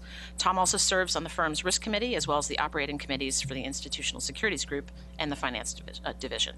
Welcome, Tom. So thank you, all the panelists, for being here today, and let's get started. As a first question, and I thought maybe we could start with Pierce and then Isaac and then open it up to the committee, could we just talk a little bit about what we mean by market liquidity? Certainly. First of all, I'd like to thank the Commission for inviting me to the panel and giving me the opportunity to present our views on this. I'm sure it'll be an engaging dialogue. As we discussed earlier, I'm sure that the definition of liquidity could take many hours to finalize, but we don't have that much time, so I'll try and be quick. One view of a standard definition of liquidity is to say it's the ability to transact an asset without affecting its price in a public marketplace. Another way is saying that it's an asset with high turnover, or a market that exhibits liquidity is a market that has high turnover of an asset within a narrow price band with a low bid-offer spread. Another definition is the ability to trade blocks at discrete prices without moving the market. Liquidity, though, is in the eye of the beholder. I would say that someone who is transacting blocks is going to have a different perspective on liquidity than somebody who's trading single size transactions. And if you look at different types of markets, the FX and equity markets, for example, where liquidity is materially different from interest rate markets, partially because of the duration of the assets, but also because electronic markets have enabled additional pools of capital to access the market at relatively low cost. So you have different definitions of liquidity, I think, by the different types of market. I think it's probably important, therefore, to try and define the characteristics of a liquid market. Number one, I'd say, is low friction costs. And friction costs you can bundle up into a number of things. Another one is the availability of risk intermediaries to smooth timing differences between buyers and sellers. A third would be low barriers to entry. Fourth would be dispersion of positioning views in the marketplace. Another one, which is probably topical and we'll discuss, I think, extensively at this meeting, is the idea of a single marketplace for a certain type of asset. And the final one is a market that has few pricing constraints that have distortive impacts. And I would describe those as, among those, as the following: a limit up or down type of feature in a marketplace, intervention, and of course, I think, again, topical is a zero interest rate boundary.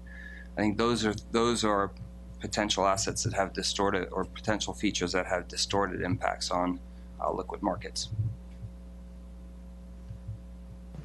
Thank you, Pierce. Isaac, would you care to make some comments? Sure. And I don't want to repeat what Pierce went through. I think he certainly presented a very good conceptual framework for thinking about liquidity. Maybe let me address sort of the idea of what metrics can exist to measure or monitor market liquidity. At the end of the day, the question I actually would pose to the group is, how can you make a statement about liquidity unless you can measure it in some form? And so I think one of the points which is maybe obvious to market participants but is worth bearing is those metrics then change based on the market structure, maybe broadly speaking, of any particular asset class. And I also think it's worth noting, particularly in the fixed income space, but this is true in other but certainly the linkage between underlying and futures market, listed futures markets and cleared swaps markets broadly, you can't look at, I think it's misleading to look at liquidity of these products in isolation. And so, and the example I'm going to go through is maybe as a compare and contrast. Let's look at the Treasury futures market, and then let's look at the OTC cash Treasury market. So in the listed Treasury futures market, market participants can observe and measure a variety of instantaneous quantities. You can measure the size available at the best bid and ask, the bid-ask width between those prices, the instantaneous price charged by the market for a given size, right? So if you wanted to trade size X, how far through the book would you need to go to transact that size? You can measure the volume traded over any given particular period of time. So you can, or at a particular price point. So for a given period of time, over these 5 minutes, how many 10-year contracts traded? You can measure that, and you can measure that on an ongoing, instantaneous and historical basis. You can also measure at this price level, between 20 and 22 on 10-year contracts, how many traded. And that gives you a sense for the quantity of risk that's being transferred between buyers and sellers. So in contrast, and maybe this points to the challenges of actually, I would say, not just defining, but more accurately measuring liquidity, is let's examine the cash on the run U.S. Treasury market, which is, at least by popular media accounts, and frankly, I think market consensus, one of the most liquid markets out there, again, for some definition of liquidity. But let's think about the different ways that you can transact in the U.S. Treasury market, and how would you then gauge liquidity depends on how you transact and what information you have access to. So some market participants have access to platforms in the interdealer space like BrokerTec or eSpeed. These platforms provide participants market data and trade executions for on-the-run Treasury trading, similar to, say, what the CME provides for Treasury futures, and similar metrics can be computed. Other participants have access to platforms and their representatives from those firms here today, like TradeWeb and Bloomberg, either as liquidity providers or takers. These platforms provide indicative prices prior to initiating a specific trade, and the execution protocol is a one-sided request for quote. So as a result, I'd argue market participants that are limited to transacting on these platforms, liquidity is different. The way to measure liquidity has to be different. You just don't have the same information available. I'd actually argue it makes it more difficult. On one hand, yes, you can transfer, you potentially can transfer specific quantity of risk at a single price at a single chosen time, which is a convenience that has some value. But on the other hand, when computing, for example, how far from the prevailing market price a trade occurred, one can only approximate that market price with the given platform's indications of interest, which are not actionable prices. or based on the responses from the RFQ, which are actionable prices, except that they have an embedded last look option for the liquidity provider. So, and those quotes, which are limited to generally under 5 or under market participants, may or may not be representative of the marketplace as a whole. Then you throw in the added complexity that others may choose to deal via voice, in which case they may rely on some pulp market data feed or indicative price feed as a gauge for what the market price is, but not necessarily have the ability to trade on those platforms, and then and execute a trade in that manner. I think it also should be noted that those trades aren't disclosed to the broader marketplace as a whole. They're bilateral transactions. And then when you take a step back and then say, okay, let's monitor the liquidity market in the U.S. Treasury market as a whole, I'd say given all of this, it's at best complicated. I'd even argue potentially impossible to do given the the lack of publicly available pricing and transaction data. And so while on one hand, there's a Treasury futures market, which has a certain market structure for which there's a lot of information. On the other hand, that's broadly, strongly affected and influenced by the cash Treasury market, in which there's a completely different information structure. I would actually sort of throw up my hands and say, from a regulatory perspective, you're extremely challenged in being able to think about how to even measure or monitor liquidity in these marketplaces as a whole. And this is a theme, I think, that's going to pervade all of the questions that we'd ask. But this is, I've said enough for now. We should go on. Thank you. I personally agree with that last statement you made. Before we move on to the next question, is there anyone on the committee that would like to add to these remarks? Okay, seeing none. The next question I wanted to pose is one just about the current state of liquidity in the markets that the Commission specifically oversees. And I wonder if we could begin with remarks by Tom, and then we'll go down the panel.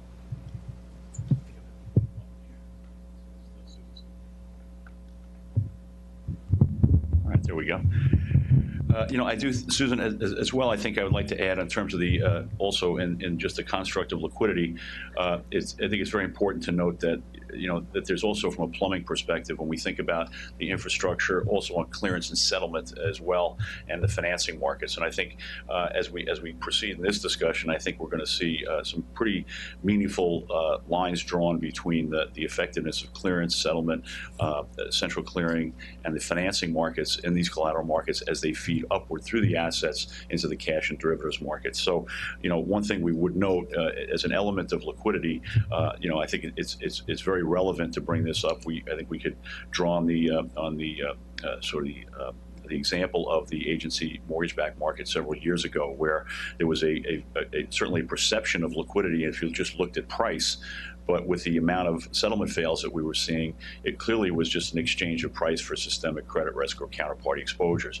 And I think when we look at this in today's discussion, we can take that example as really where below the surface are the things that potentially could be driving some of the things that we're seeing upstream. So, for example, mostly the what we're seeing in the financing markets or the SFT markets and repo and securities lending, as the market begins to transition through the transition through the aggregate of regulation around some of these products and begins to optimize around these products on their balance sheet, what really will be the outcome and what does that mean to the assets that are being financed? So when we look at what what we're seeing in terms of that, there's a general reduction, and I think heading into some of these events, we would have thought that perhaps there might have been price adjustments, but I think it's been a real trade-off between price and access, and I think what's happening quickly as intermediaries are adapting to this, they're seeing a general rush to meet these optimization hurdles, and in so we're probably going to capacity first before prices are being adjusted. So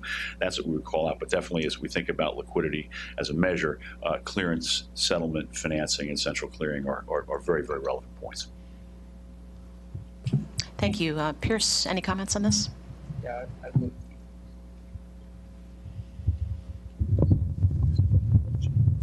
Turning mine off seemed to have a permanent effect.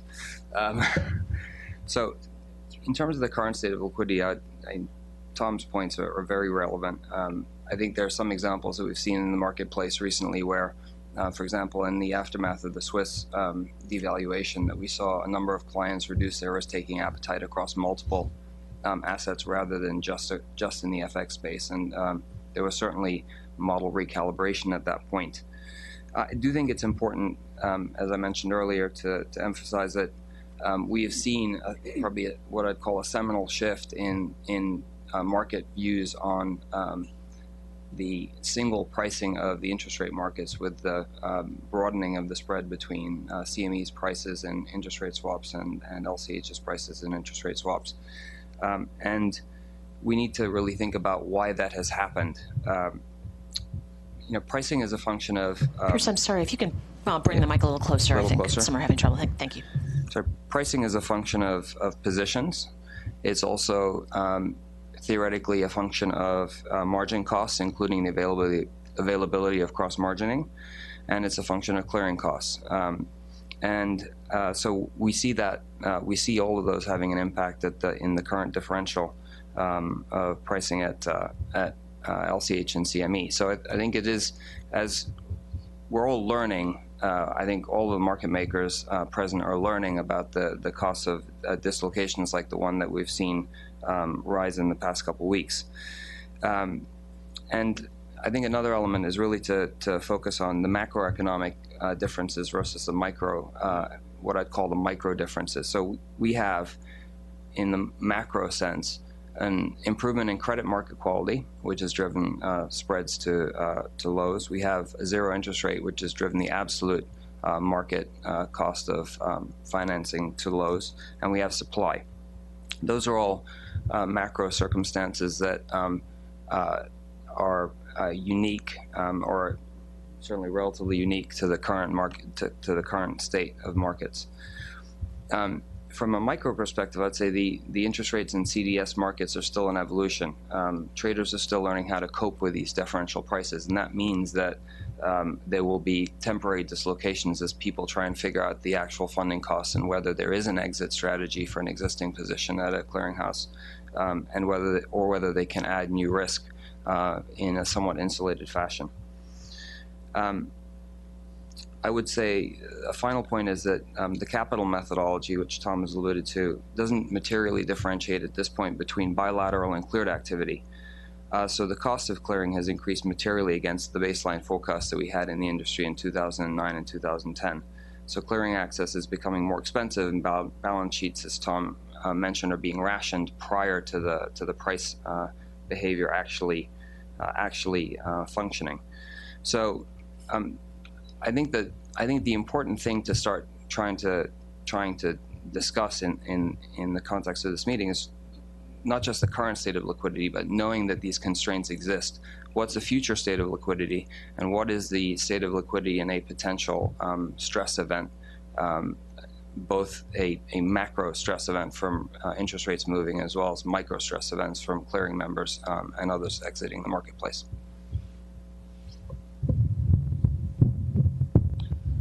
So I'd like to give the perspective, a perspective from a market maker to answer this question. So, as Susan mentioned, KCG is a market maker in not just fixed income products, but many products, which is my purview, but many products across the asset class spectrum. And if broadly you think about what is the market making business and what affects a market making business, I think we've hit on a number of the points, but I think it becomes fairly obvious from changes in the marketplace what has to happen to liquidity, or to the extent we can actually define it, I guess, which was the first question. So as a market maker, as volatility goes up, as a market maker, we bear risk. We're not long-term positional players. We're not betting that the 30 years price is going to go up or down over months, but we stand ready to buy and sell and provide instantaneous liquidity, and we take the risk of holding that transaction until the opposite side appears in the marketplace. So what are the factors then that affect the return that we need to generate for our shareholders, or for those who give us capital? as market volatility's picked up, which over the last 6 months it certainly has, after, I would argue, a pretty prolonged period of very low volatility, it's natural to see that a lot of these liquidity metrics should change. You shouldn't, in a more volatile period, you should not expect to see the same size at top of book or the same effective bid-ask width. I would also say that as capital costs have gone up, and certainly, look, from the perspective of banks, I understand the regulatory changes that have been going on, but consider KCG as an independent market maker. A, we're not investment grade rated, and B, we depend on banks for financing. So assuming banks are rational in the way they allocate capital to their customers, there is no way our cost of funding is going to be anything but a lot more expensive than any of the banks represented at the table. So certainly, as the cost of capital goes up, again, liquidity as measured either by has to go up, because the returns that a market maker has to generate are constant, but the conditions have changed, right? Fundamentally, liquidity is a dynamic property. It's not something that is a static number. I think that we can expect to stay the same over time. Anyone who's lived in the marketplace for some amount of time, I think, realizes that. But so maybe that's belaboring an obvious point, but I just wanted to make sure to mention that it's not a Fed liquidity when the Fed is in play, potentially in the next meeting or two, versus when the Fed was on hold for seemingly forever, could not and should not be expected to be the same. That's a healthy marketplace in my view. The last thing I'd like to kind of maybe address is just the CME LCH point that Piers brought up, because it has gotten a lot of attention in the marketplace. And as someone who started his career on the trading desk as an interest rate swap trader over 15 years ago, I find it funny, actually, that the CME LCH basis differential is getting so much attention now. I would only go back pre-crisis, when it was that swap trading desks were discovering that the collateralization that you had against each counterparty actually determined the economic price of that swap. So rather than having two clearinghouses where there were at least only two capital and collateral funding differentials that you had to account for, every single bilateral collateralized trade was a bespoke instrument. This was a huge shock to many people in the interest rate swap market who thought that swaps were fungible. Turns out, if you have a different collateral agreement between counterparty A and counterparty B, even if it's a 10-year swap with the same maturity and the same coupon, for you as a bank, they're different instruments and they have different values. And when someone comes in to unwind that trade, you're going to give a different price.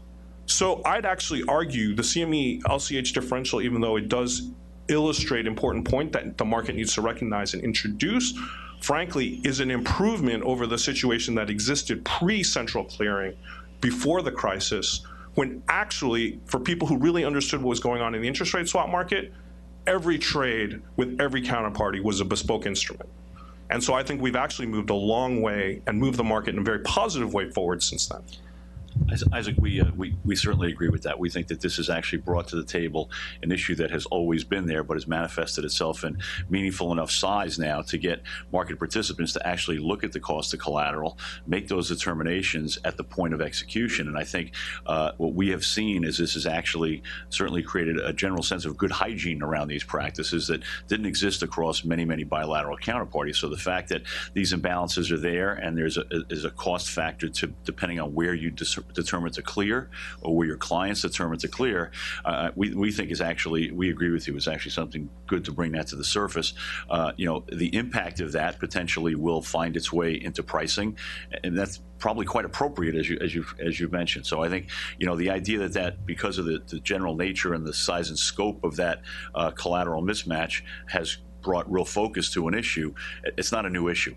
It's a bigger problem. It's more centralized, but certainly, will find its way into the pricing models as we move forward.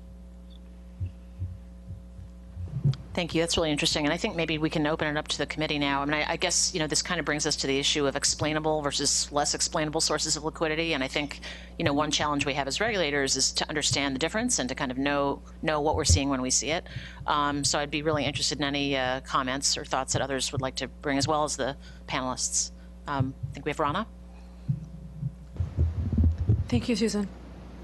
I think maybe it's worth starting with the comment that liquidity in all the markets is not the same. So, in the credit market, for example, we've noted that in the 5-year on-the-run index point, liquidity has actually improved in the last year, largely because of the structure of that particular market, which is a market where the congregation has happened around a particular point because the occurrence of structural hedging, which we see in, say, the FX or rates markets, is substantially less, and so the need for a particular tenor or structure is less, thereby facilitating like a more order book ready product, right? On the flip side of that, we have the interest rate markets where we have really a true potential for a liquidity crunch based on a couple of factors. The first is that we're seeing that liquidity is really conditional, particularly in times of high volatility, but even just in more low or normal volatility moments, we are finding that for people who are trying to execute thematic trades, that getting size done is actually very challenging. So by way of a quantitative example, if a client or another dealer is trying to do 25K of DV01 at any point, what we're finding is that it's between 0.2 and 0.3 basis points across the spread, and that client will have the luxury of having, let's say, 10 dealers in competition willing to show them a price. That could be in competition in order book, that could be in competition in RFQ. Let's just take that one step further. Client wants to do 250K of DV01, which, Isaac, peers, Tom, professional traders in this room will tell you is not that big of a size. All of a sudden, our clients are relaying back to us that getting that kind of size done is actually pretty challenging. So that makes us think, what's the cause here? And certainly from a Goldman point of view, the cause has to be the capital rules, SLR and NFSR, alphabet soup, which are causing substantial challenges on both the executing broker side and the clearing broker side. So of course, both sides of the house are going through the logic, where is the most economically efficient place to deploy my capital? And from our point of view, one of the most inconsistent places where that decision-making is taking place on the clearing side. And it's inconsistent because the treatment of the cleared trades under all these capital and liquidity regimes are actually in contravention to, the G20 desire to clear as much as possible. So you have very punitive treatment for cleared trades against a desire to clear as much as possible, which is leading to liquidity crunch not only on the executing broker side, but also a liquidity crunch because people who are not direct members of clearing houses are having to rely on clearing brokers to make those same kind of economic decisions. So that kind of underpins what we think is the greatest cause of the liquidity challenges in the market. And moving away from the CFTC products, it's certainly the repo and the funding markets that are having the greatest challenges at this particular moment, as I'm sure Tom would elaborate in greater detail given his expertise in those particular markets. And so against that backdrop, we're seeing a couple things happening. One, the market is trying to aggressively lower the notional that we have outstanding through various mechanisms like those offered by Trioptima and their nascent competitor locked markets that are looking to do with multilateral risk reductions. I'm sure there'll be others that come out that want to peddle those particular wares. But on the broad sense, unless there's a change to the way that the capital treatment is done for many of these trades, we're going to find that it's fairly challenging. And our greatest fear is that two things happen. One, that significant hedging that should happen remains undone in the market. Although I'll note that a lot of substitute hedging is taking place. So if someone would traditionally hedge with an OTC product, maybe now the FY or the TY on the CME is good enough. And two, a significant bifurcation in pricing between cleared and uncleared trades, which could also potentially impact liquidity in the market. So, with those comments, I'd leave the overarching point that I think Isaac made, which is liquidity is not point in time measurable. It's not consistent. It's in fact points in time measurable. And the greatest concern that has to exist is the ability to move risk and get trades done, not only in times of normal market conditions, but in times of stressed market conditions when it is inconvenient to provide the liquidity and the balance sheet to clients. And that's really kind of the overarching concern and question that we need to address. Great, thank you, Anna. Luke, did you? Yes, thank you. I would say from bringing the perspective of end users to the discussion, Chatham executes about $1.5 billion in notional each day of interest rate and FX and commodity trades. And I would say broadly our interactions with banks are marked by what one colleague indicated to me was the absence of an outright competitive drive. Whereas bank marketers often used to tout their traders' ability to deliver efficient pricing on a trade, you now have conversations that revolve around, sort of banks grousing about the various reasons why they can't deliver efficient pricing. I think the reasons for this are manyfold, some of them perhaps regulatory, some of them not. I'd say the reasons tend to be more anecdotal than quantifiable, and I certainly share Isaac's point that it's difficult to quantify the issue of liquidity.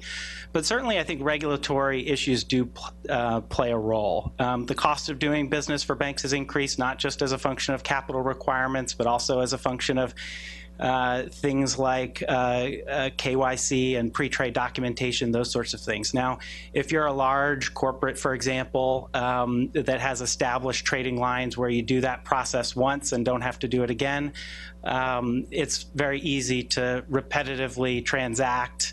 But if you're a smaller or mid-size entity that needs to establish a relationship with a bank in order to trade, that bank has to weigh the merits of going through the process, the regulatory process, the documentation, KYC process, LEIs, et cetera. And if they think there's a reasonable likelihood that they won't win the transaction, they don't want to go through the burden of getting that relationship established only to lose, because there's a cost of establishing that relationship. And so, just yesterday on our internal network, someone posted this comment.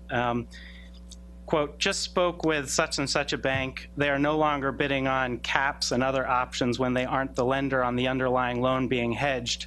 Color from the marketer is they aren't winning enough or making enough on those they win to justify the internal compliance KYC exercises the trades require. He'll let us know if this changes, but for the time being, they'll be passing on any such deals we show them.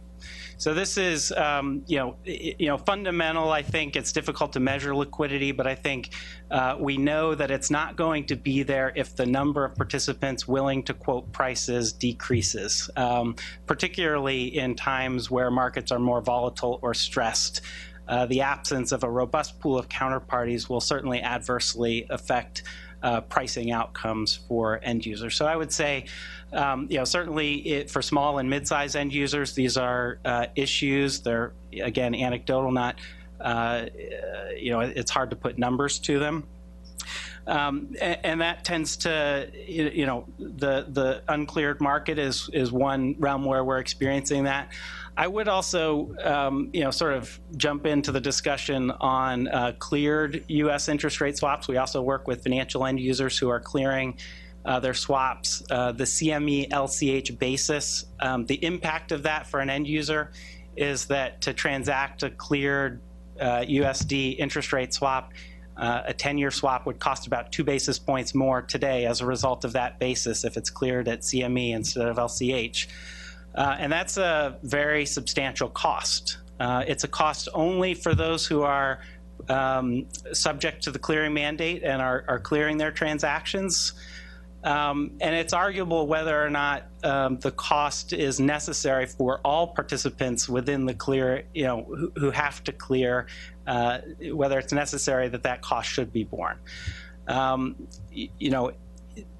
And so I think the scope of the clearing requirement is one issue that won't take the CME LCH basis away, but reducing the scope of the clearing requirement, which the CFTC has done in certain instances with central treasury centers, for example, and the clearing relief granted to such entities. But I think it could look more broadly at whether all entities who are subject to the clearing requirement indeed contribute meaningfully to systemic risk. Because if the conclusion is that not all of them do meaningfully contribute to systemic risk, you can take that cost issue, that 2 basis points away for some subset of the population where arguably the clearing requirement is not necessary for carrying out the CFTC's systemic risk mitigation objectives. John Nixon. Thank you. First of all, Sharon, I apologize for my tardiness, but one of the embedded rules in footnote 88 is that Delta doesn't fly in the rain anymore.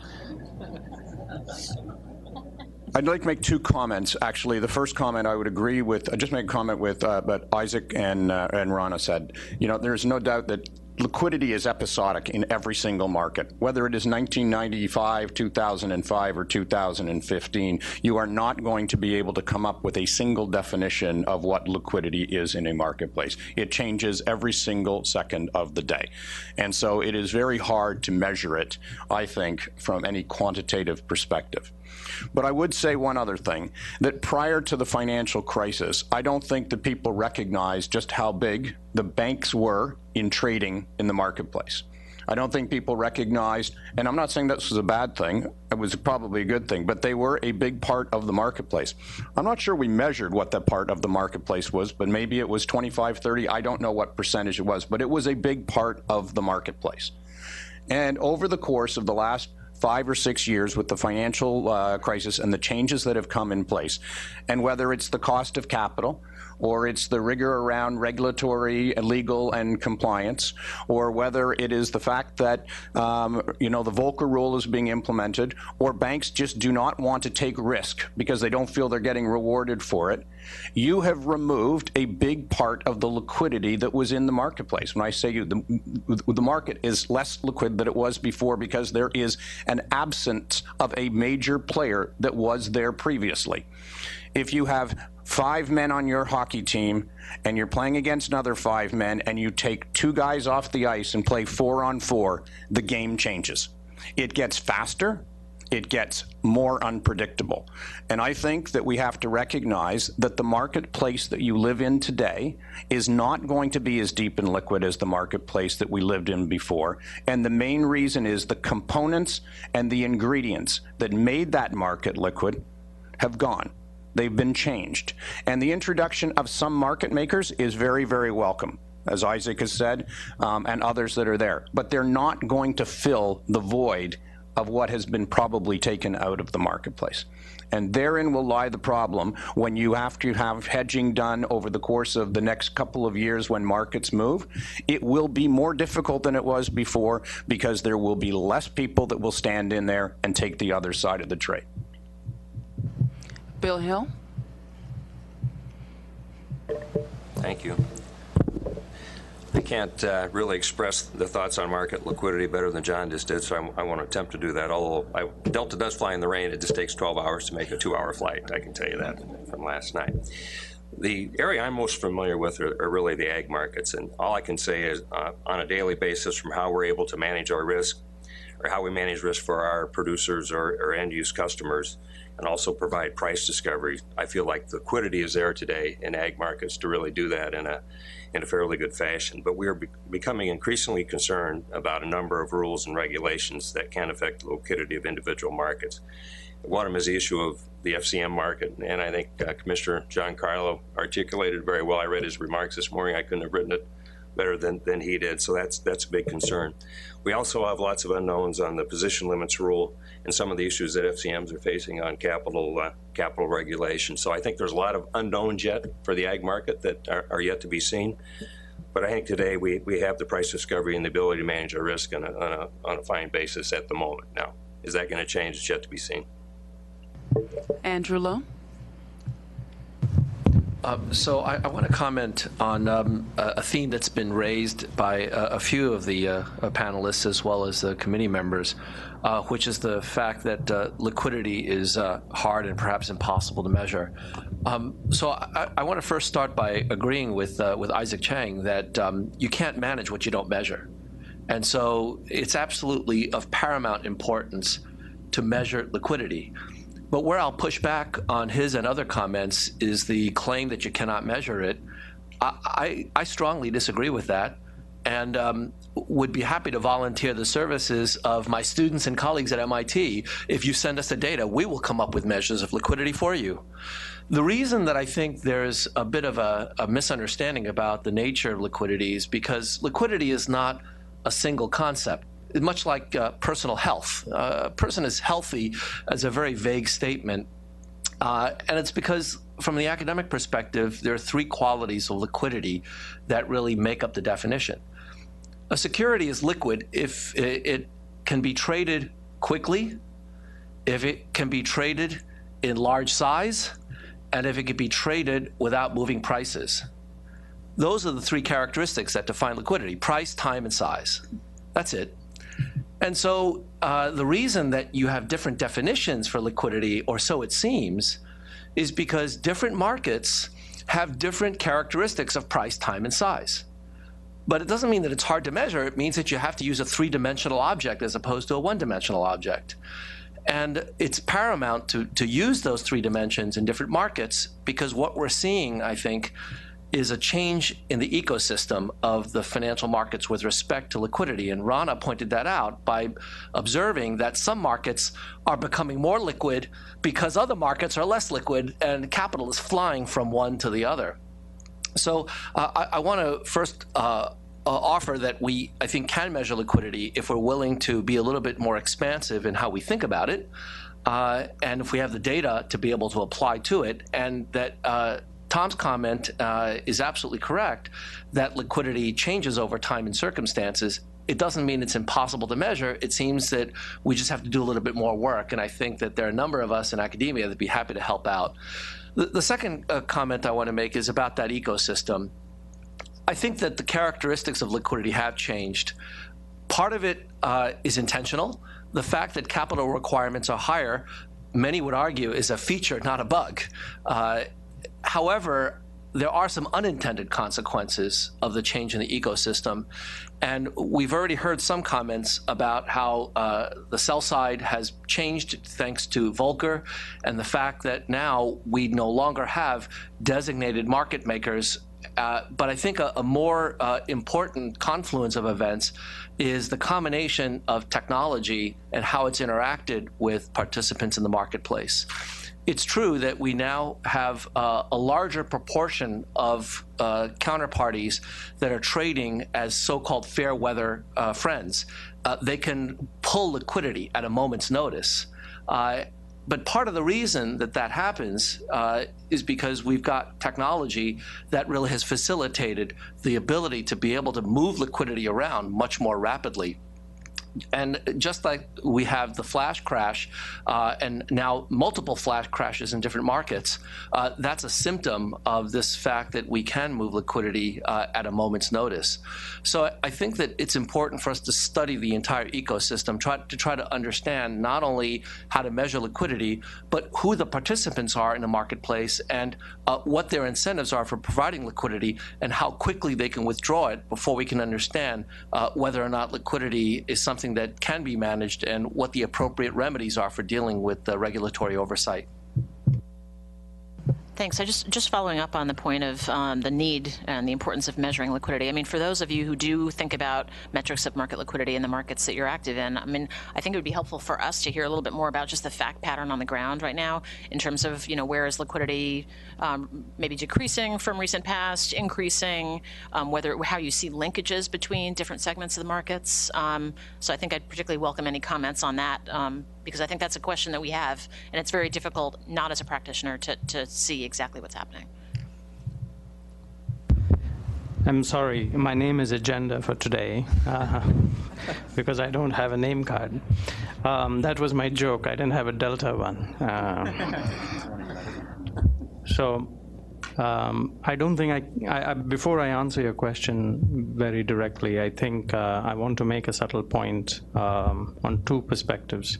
One is while Professor Lowe and his team are measuring liquidity, there's one thing we all can agree on is we need to make sure that markets have a diversity of participants and access for these participants. I think to Rana's point, what has happened with some of the rules, some are well-intended, we don't understand what the intentions are. Well, some of the rules what some of the rules have done is for brokers or intermediaries that provide market participants access to markets, they've made it really expensive. In effect, some of these clients are losing their access to the markets. Now, of course, we are asked questions, can you quantify it?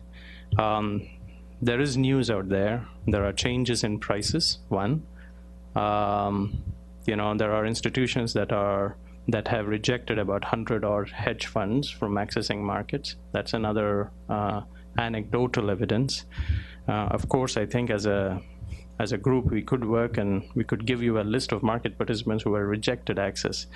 But that is one thing we all have to worry about. If our intent is, you want vibrant markets with broad, diverse participation, okay? And of course, you can measure these things, but we have to make sure that we don't put in rules or structures in place that limit participation.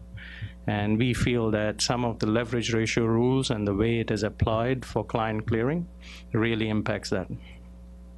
The second thing, I don't know where this discussion about CME, LCH basis is going, but some of this is an outcome, and everybody is looking for a cause, right?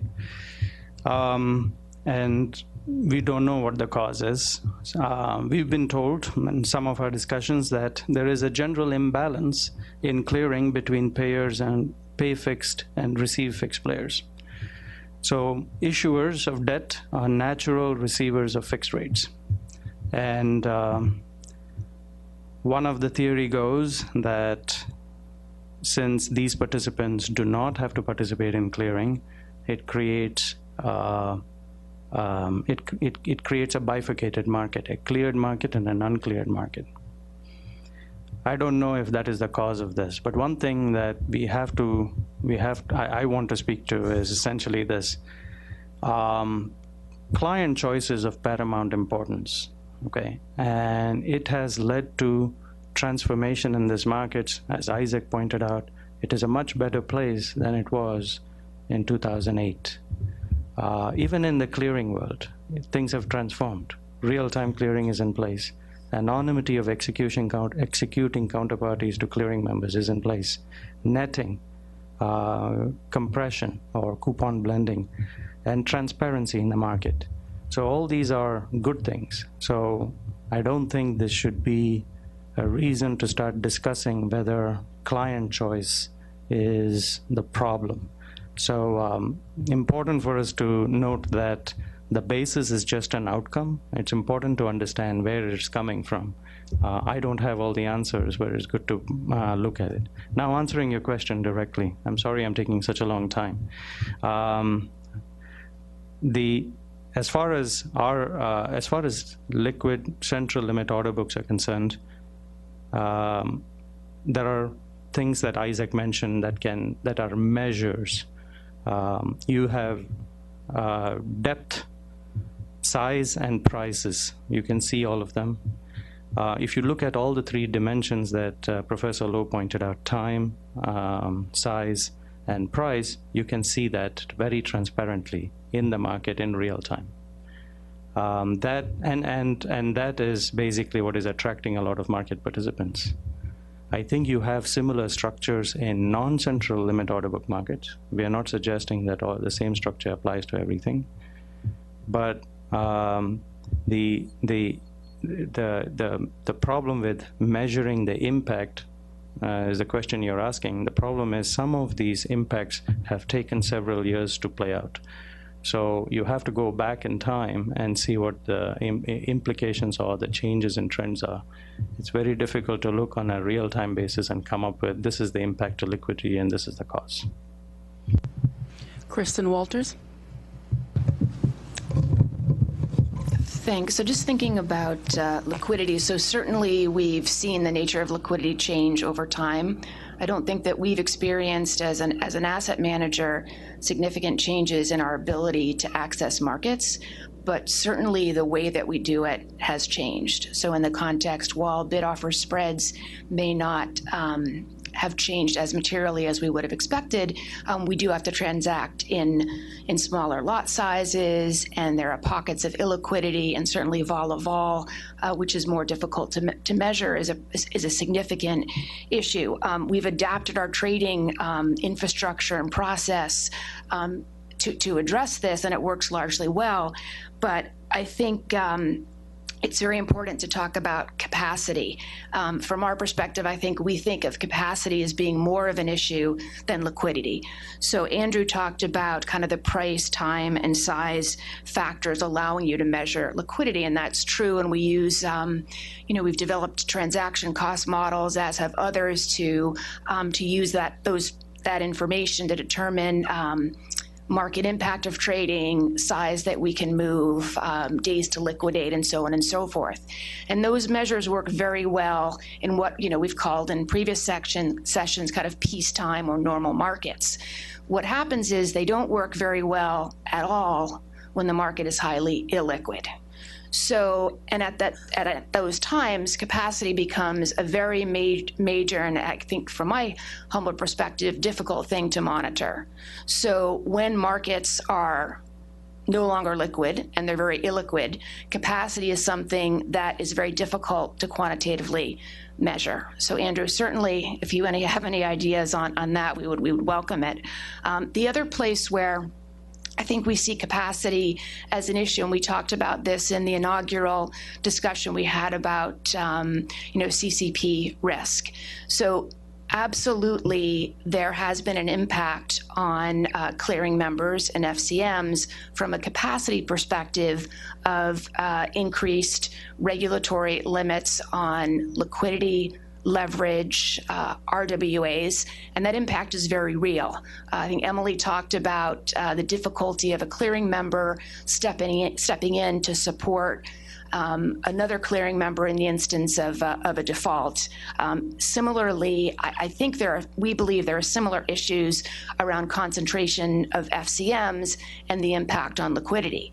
Absolutely, regulatory capital and other requirements impact the ability of large banks that are acting as FTMs to function in the market in a way where they actually earn sufficient return on capital to their business and have the balance sheet that is actually available and usable when there are liquidity issues. So I would welcome others' thoughts on that, but it's certainly something that we're concerned about and spend a lot of time thinking about. Admati? Thank you. There are a number of terms that were being thrown around here, so I want to try to unpack a few things. I actually spent a lot of the first part of my career thinking about market liquidity, and so this word that's thrown around, and then you have other related words, needs a little bit of a clarification. Why is size mattering? Why all these things?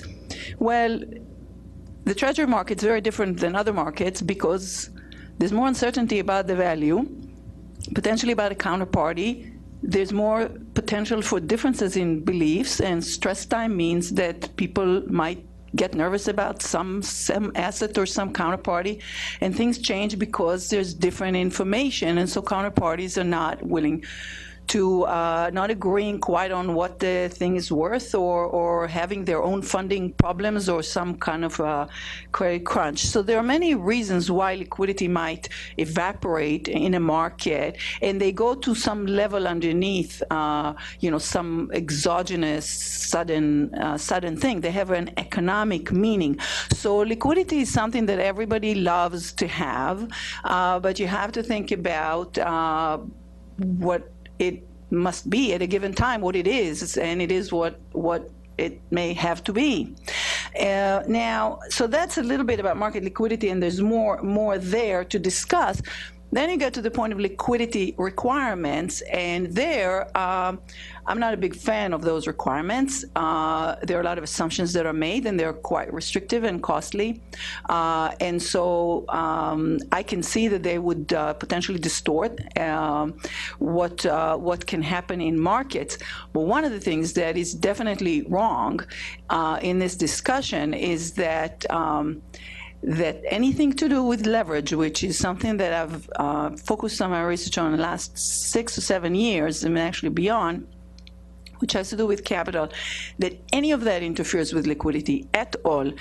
If anything that's done there is somehow seems difficult, it's because it corrects something that was wrong before. Lots of companies in this economy work with virtually no leverage at all, but there's no reason that any company needs to work at the levels that we're talking about. The fact that dividends are being paid rests the case entirely. There's nothing that can't be done with equity funding. So any connection that's made here between the ability of the market to provide liquidity and the leverage of those providing it is wrong to the extent that, to the policy context. So on that, I think the connections that are made are wrong. On other things, there might be some points, but I think what we must recognize is that that liquidity is not something that is a birthright. It's related to something that we can just kind of demand the world to have. It's about market participants and how they're going to interact in a situation, given their information, given the environment, and we got to treat it as something that does change with the situation, and that's just the way it's going to have to be. Jerry Jeske. Hi, I'm here for the Commodities Market Council, which is comprised of a group of end users, both in the ag world and the energy world. The discussion thus far has focused on rates quite a bit, and I know Bill mentioned the agricultural world a bit, but I'd like to mention the energy world here for a moment, and also, speak to terms of end user participation in the liquidity pool. I think, Susan, you asked a question about linkage. And I think it's very important for the Commission to see the linkage between, of course, the listed futures and that which they can't see, which is our bilateral swap activities. A couple folks have commented so far. I think Isaac mentioned that linkage earlier. But certainly what took place in the over-the-counter market, which today the Commission still can't see, is very relevant in terms of liquidity. Juxtaposed to what is existing in the futures market, and I'll point specifically to Henry Hub as an example, you look at 2013 Henry Hub open interest, a measurable for our academics in the world. Open interest has fallen from 2013 in Henry Hub to today. And you look at, I don't think it's any coincidence, the regulatory regime that has taken place, whether it's becoming a swap dealer, whether it's becoming under the auspices of the Volcker rule, or our friends in the Basel Committee who have now added some constraints to the entire process. But that open interest figure is reducing. There may be other reasons for it, but I think that's just a fact that we have to consider. When you couple that with the swap activity which takes place down the curve, I'm talking 2018, 2019, 2025, it just isn't there anymore. Talk to any of the energy participants who used to make markets or otherwise were willing to commit risk capital, because oftentimes when you're building a power plant or when you're investing in infrastructure from the standpoint of storage facilities, you have to make these long-term investment decisions. Certainly the liquidity or the ability of folks to take risk in that space is definitely impacted over the last 6-12 months. I think a couple commenters mentioned, Luke and John specifically spoke to the lack of bank participation. Well, it's clear many of the banks are no longer in those markets at all. So whether you're talking about long-term oil, natural gas, power markets, all of these long-dated commitments that were out there aren't there anymore. So in terms of willingness of people to participate, I think the real concern then is how do we move into a cleared environment? And with the challenges and the lack of FCMs that are out there right now and the capital constraints, there's some serious concerns, I think, and I think they're valid concerns. When you may have some opportunity to create access to clearing facilities that were no longer viable under the Basel rules. Sponsor principle is one. Maybe we'll talk about that a little bit more. But certainly the market participants, I think, have a need to find different avenues into a clearinghouse and without the capital constraints. Glenn Mackey. Thank you. Just to echo Jerry's thoughts a bit, and I look at it very simplistically. When an end user, or whether it's a producer or an end user in a commodity space, looks at their hedging practices, for example, typically you have market risk in the form of price risk. You try to mitigate that, and historically that's been done by essentially transferring that to credit risk in a bilateral swap market or something of that nature. And then typically, if you're not comfortable with the credit risk, you mitigate that by moving into a cleared product where you essentially deploy additional capital to remove the credit risk. That's sort of the continuum of risk mitigation from an end user's perspective. The challenge is when we look at liquidity as an end user, we don't look at just time, size, and price. From a physical commodities perspective, specifically in the energies and the soft commodities, when there's a manufacturing component, we look at location, we look at time, we look at quality, because there's quality differences between the various commodities that we either produce or have to acquire as an input into another product. And then we look at the production of the production volumes. And any time you have a reduction in the number of market participants that will participate in a market, typically what happens is you find that you have to accept as an end user more risk, whether that's volumetric risk, whether that's overall locational risk, because cleared products don't trade at generation nodes or at the wellhead for producers. So typically it's really a function of what risks are you trying to mitigate and what are you going to prepare, or what are you prepared to trade off against? So that's a continuum that we see. The biggest sensitivity is, and when we look at liquidity, it's the ability to execute a hedge in a market at the location for the proper time period and also in the proper quality, i.e. in a light sweet product, potentially not a WTI or a Brent, or at a physical location in non-homogeneous products. That's what we see happening in the market, is whether it's banks or other market participants or intermediaries that wear the risk between the producer and the ultimate end user. If they go away, liquidity is harmed in some form or fashion, and you have to take on other risk burdens to compromise for that or account for that. Gerald Beeson? There's actually two different points I wanted to make. One was, I think the earlier point that John made around the fact that the game is changing, I think actually ties in a bit to Andrew's point on transparency. So first, I think when you look at from the changes in the marketplace, there's been a lot of discussion around what's happened with capital rules, what's happened with Basel, but the reality is there's also a change of business models afoot as well.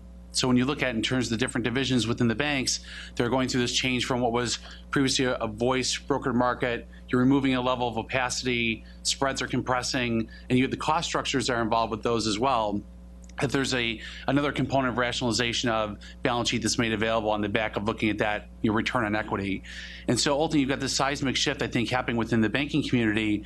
But at the same time, with new entrants coming into the marketplace, I think there is technology available for newer entrants who are able to quote tighter spreads, to quote risk more actively, to be able to have more reliable and efficient during tighter periods. So when I look at our market maker as an example, during the monthly non-farm payroll for Citadel Securities, we will continue through those periods of information to quote tight spreads on the screen. We'll often see our competitors either widen or disappear.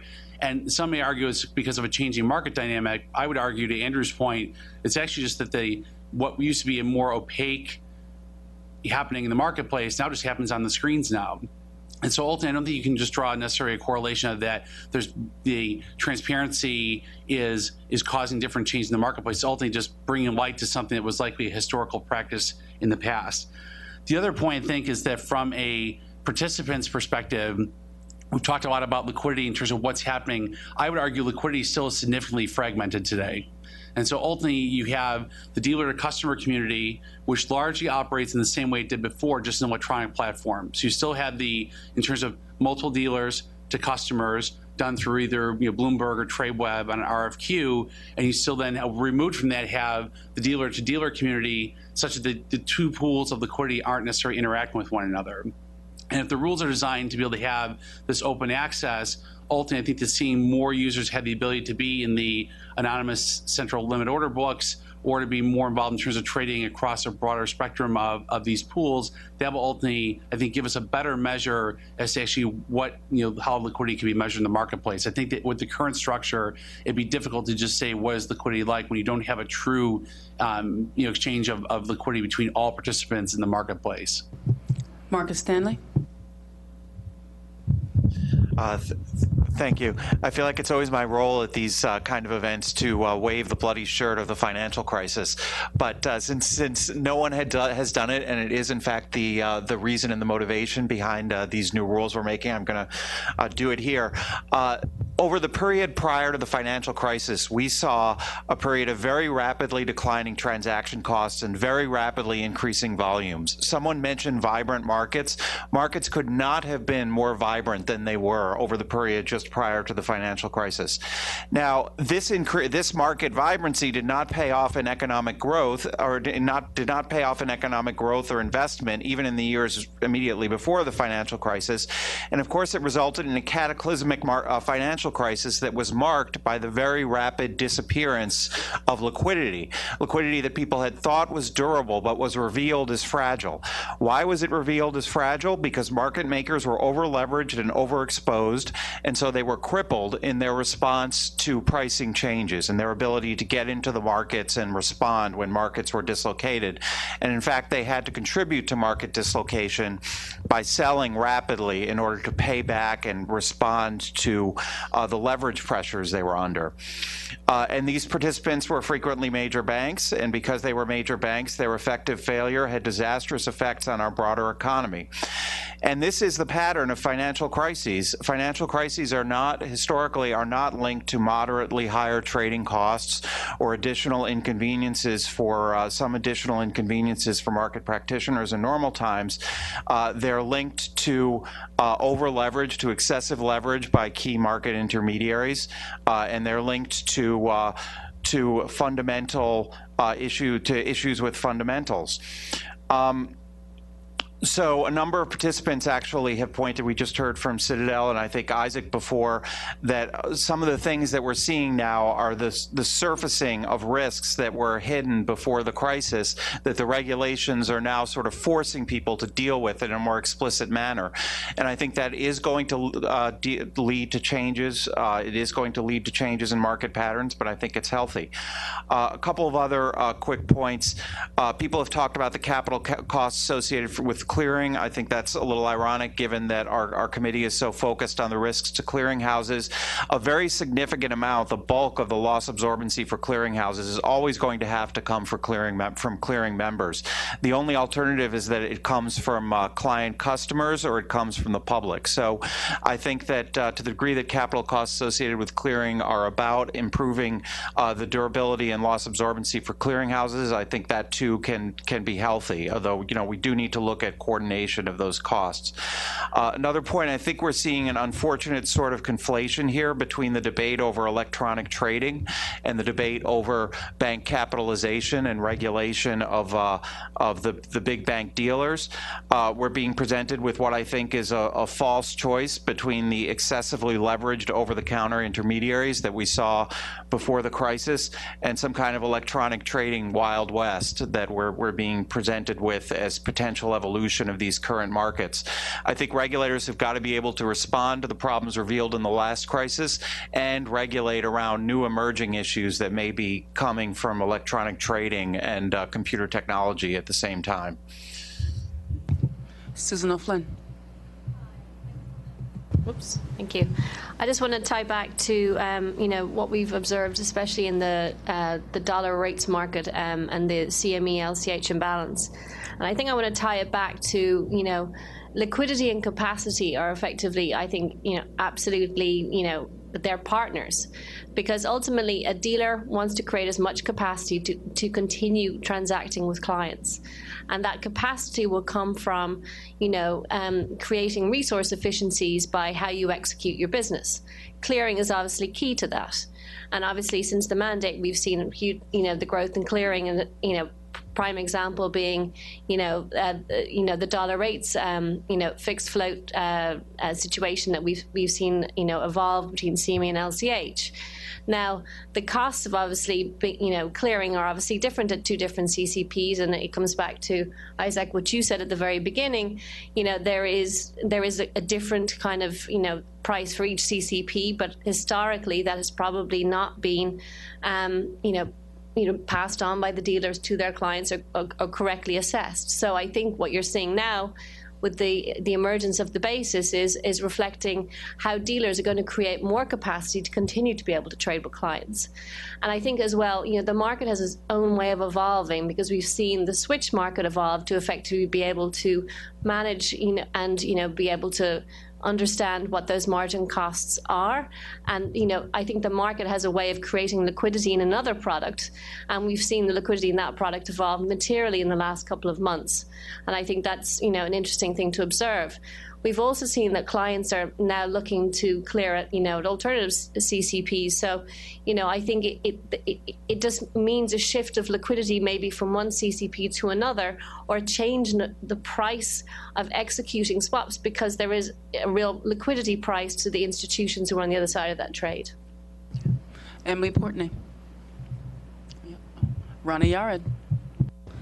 You caught me off guard there. Yeah, I'm going to pick up really on something that Susan just said, which is that capacity and liquidity, they are, sisters in this process. And, one of the things that we have to worry about is that while liquidity, as Andrew has said, is very measurable, capacity is a very private choice, right? Every bank makes a decision about the way in which they want to allocate the scarce resources which they have. And, all kind of jokes aside, we're ultimately in the client servicing business, right? So we want to be servicing as many of our clients as possible and as many market conditions as exist. But the reality of the market is that diversity of views have gone down for all the reasons that John Nixon had mentioned, and finding capacity has become increasingly challenging, notwithstanding the evolutions in the dollar rates markets, that Susan has just mentioned. And so one of the things that we're faced with is potentially different levels of service and different pockets of client bases by the banks. And notwithstanding the point that liquidity is not a God-given right, we should, as a group of market participants, trouble ourselves with the questions of, do we really want to be creating, call it, multiple tiers of access in the market? And the independent part of GS, which is our global institutional research arm, has spent some time thinking about what they're calling the two-speed economy, which thinks about some of the impacts of having different types of access in different pockets of market participants. The last comment I just want to make before I close is that while we definitely welcome the participation of Isaac and Citadel and other market makers into the market, because they are replacing some people who have exited, I want to emphasize that on a general basis, the compression in spread in small trades, while welcome in that particular segment of the markets, my earlier points, is actually not been indicative of an increase in liquidity and greater access to markets as the size of trades get larger. So while the problem is being solved in smaller size trades, it's not being solved in larger size trades. And while clients may choose to change the style in which they trade, as I think BlackRock had pointed out, trading in smaller sizes, ultimately a lot of small risk equals big risk. And we need people in the markets who are willing to take on the large risk of particularly structural end users who need to hedge. Thank you. Sebastian? Thank you. I wanted to echo some points that Isaac made at the very beginning. I agree that actually I think measuring liquidity is definitely possible. I do also think it's different from a moment-to-moment basis. As a market maker, typically you try to find the equilibrium. We're not taking positions for a very long period of time, as Isaac said as well. So you're trying to find an equilibrium between buyers and sellers. And in a time of uncertainty, that it's harder to find that equilibrium, which means given the limited amount of, let's say, capital and limits that we are allowed to work with, we're going to have to spread that across a larger amount of prices to be able to provide the same amount of liquidity. If we were to continue to do the same amount of size on the prices that we show, if the markets indeed have that uncertainty, we'll not be able to provide the liquidity anymore once the markets move further away from where we started to trade at the time. So given that if volatility goes up, and Gerald also mentioned this on, let's say, non-farm payroll figures, if there's less certainty as to what's going to happen in the near future, it's harder to provide the same amount of liquidity, given that there's a constraint on capital as well as limits that you're available to trade. And I think to Dr. Admadi's point, I do understand that maybe the leverage ratios in some of these markets might not have been where they should have been, according to you. The fact that if they change, this is going to take away some of our possibilities as well. And I think Rana just pointed this out as well. If there's limited resources available to do things, if we lower those resources further, it's going to be harder for us to do the same thing. Thank you. Commissioner Weechin? Yeah, I just want to follow up on a point Rana made. Is there anything especially negative or disadvantageous about having to execute in smaller size? Like help us understand why that is an evolution that might not necessarily be a positive one, if I understood your remark correctly.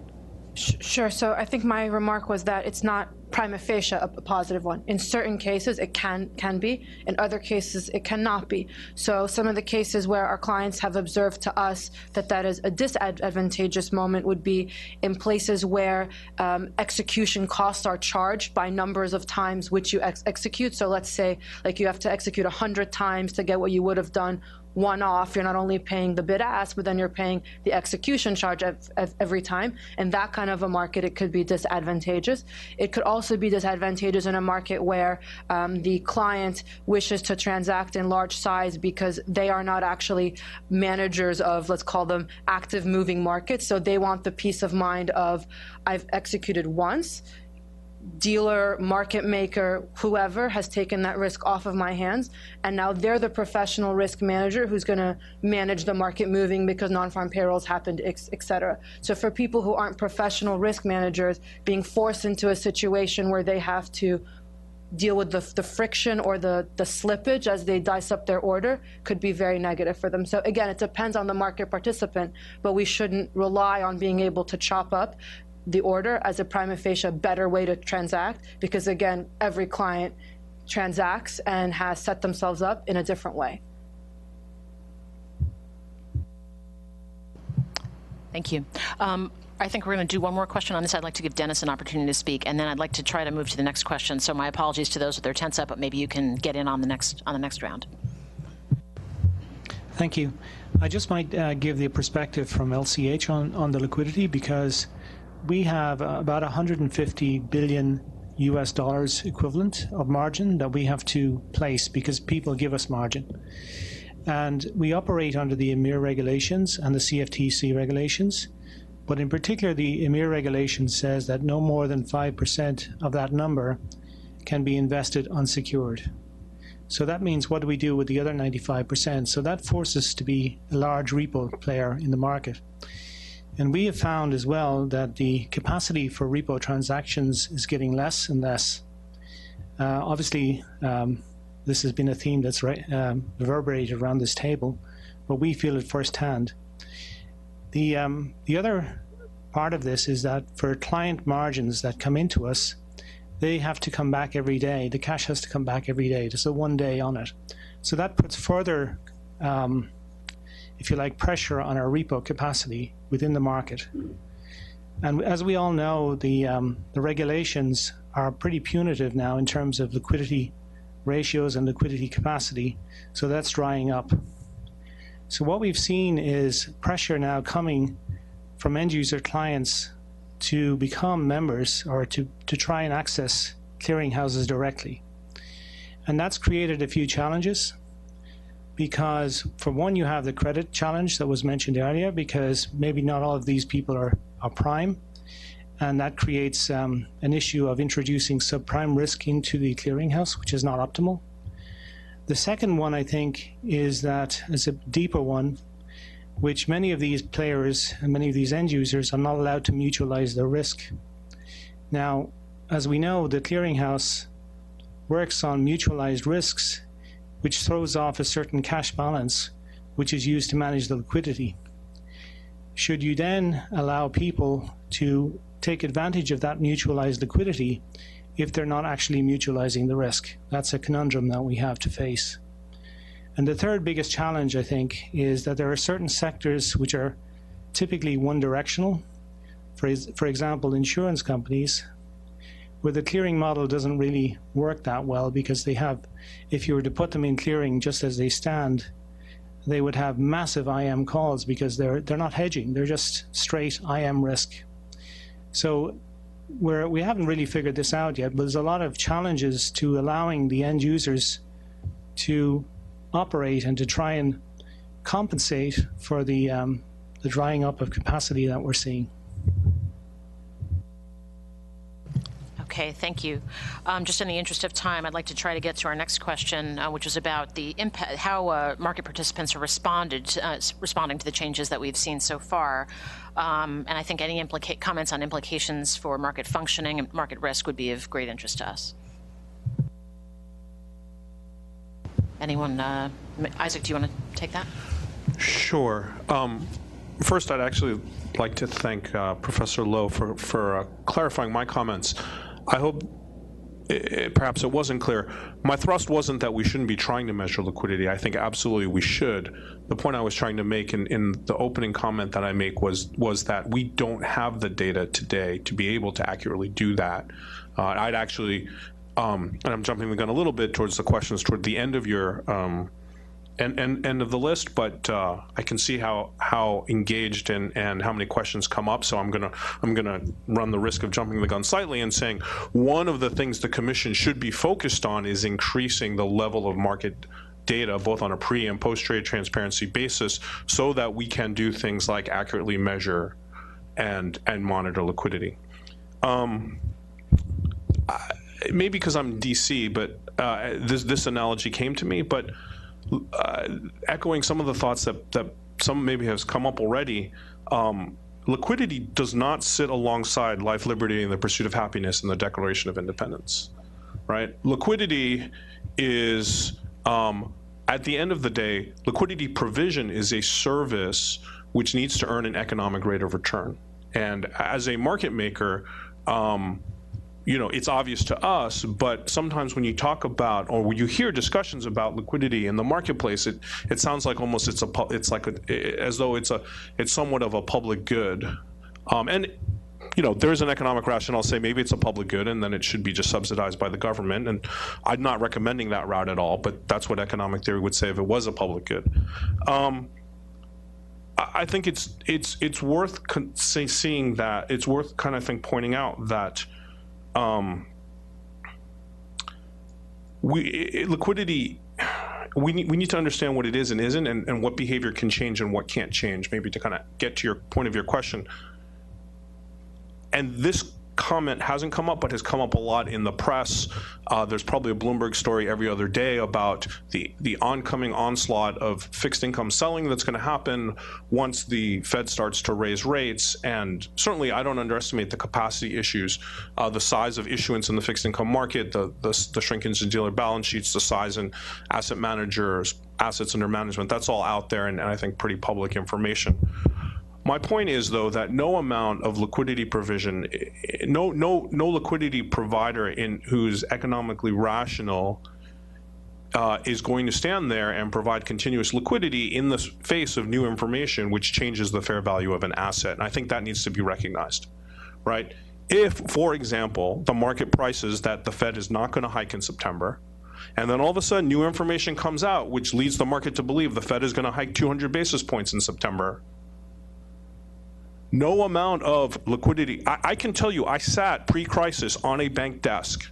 I would have gotten fired so fast if, as the market was selling off, all I did was sit there and buy from customers because because we wanted to and watch the position ride against me as the market sold off. Right?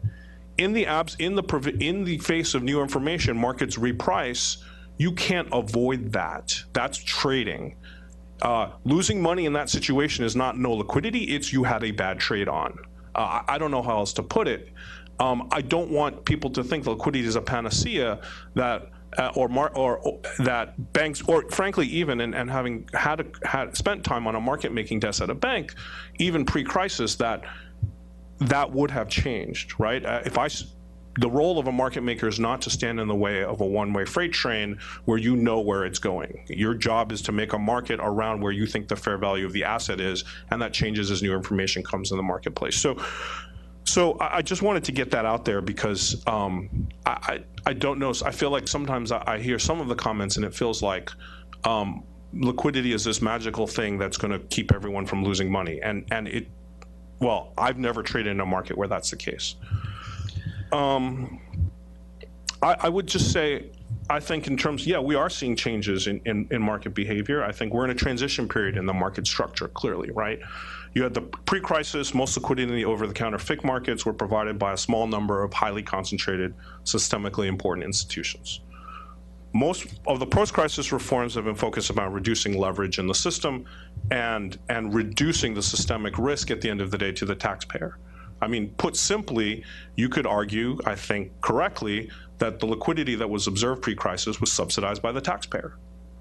And in our view, it would be a mistake to roll back those reforms for the sake of recreating the same set of issues. That doesn't mean every rule is perfect. We should be open to modifying some of them, as the panelists have suggested. But what I would say is we should be focusing on evolving market structure so that we have a broader and more diverse and a larger number of smaller liquidity providers in the system where no one of them is systemically important, right? None of us want to, well, I don't think any of us want to go back to, who were active in the markets back in the fall of 2008, want to go back to what I think now is commonly referred to as another Lehman moment, right? And the way to do that is to encourage the development and the creation of new capital, and the way to attract new capital is to eliminate artificial arbitrary access criteria to the extent that Sunil already kind of brought that up. I think it's to increase pre and post trade price transparency so that there's a more even playing field and access to information. And it's to incentivize, I think, experimentation in market structure. Because the American economy over time has proven to be a pretty largely free market system when stripped of sort of anti-competitive or incumbent protecting type features, has generally proven to be pretty amazing about evolving to meet the needs, a need in the marketplace. And we should be encouraging new models and new business models to spring up. Many of them will fail, but some won't. And it's not our job, or it's not certainly the role of regulators to define what those new business models should be, but to set up the environment such that these new models can flourish. I'll give my other panelists a chance now to respond. Thank you. Thanks, Isaac. No, I definitely think we're in a period of transition, and we're definitely seeing the smaller pools of capital coming to the market. I think the point that the FCM community is trying to make is how do the FCMs support the market access that those smaller pools of capital need to have in order to be effective, and that market access is something that for the moment has, under the current set of Basel capital rules, has some significant implications for the capital footprint of the FCM business and the ability to absorb, especially incremental activity, as a function of stress scenarios. One of the questions, I guess, later on in the discussion, if we end up having time, is the concentration among the FCM community. I think by definition, as you've gone from an FCM community of over 200 to something south of 100, definitionally that means that the absence of one will incur greater stress risk to the remaining community. And so I think and if you look at the OTC markets, generally the concentration of FCM participants is that much tighter than or narrower than the participation in the futures markets generally. So when you're looking or planning for a stress event as an FCM, how do you apportion the appropriate amount of capital put that appropriate amount of capital aside for a stress event if you're operating on a fixed amount of capital. And so as you analyze the risks associated with future crises, if your client community is already using a good portion of your asset and balance sheet capacity at a time of normal market conditions, as you enter a period of stress, the availability of additional balance sheet and additional capacity to give to clients who want to bring in additional business from their at-risk clearing member is an unpleasant circumstance to have to face. So I do think that we need to very carefully look at some of these alternative models that are being highlighted by the clearing community. I think the sponsored access model, which doesn't entirely eliminate the capital footprint that the clearing members have to provide, but does mitigate to some degree some of the capital issues that clearing members have. I think those broadening those methods of broadening access do need to be looked at in the light of current constraints. And touching on market structure, I don't think we can overemphasize the current impact on the collateral markets and how they flow through here. I think if we agree that that some of the basic underpinnings of a liquid market are a resilient clearance and settlement system and a durable financing market, I think that looking at the output of regulation, it just means there's just a new framework.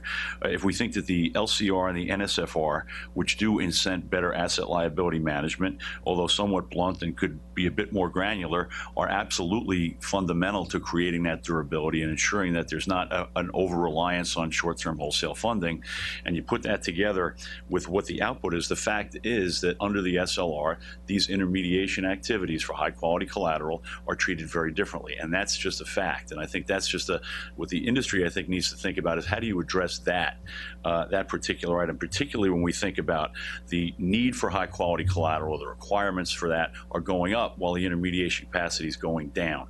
And I think that's just I think that what needs to be addressed really is in the construct of that framework, what are the solutions that can get around that? And we think there's a fairly straightforward win as it relates to central clearing of securities financing transactions. We have a very reasonably vibrant inter-dealer market in central clearing for securities financing, both repos and stock loans.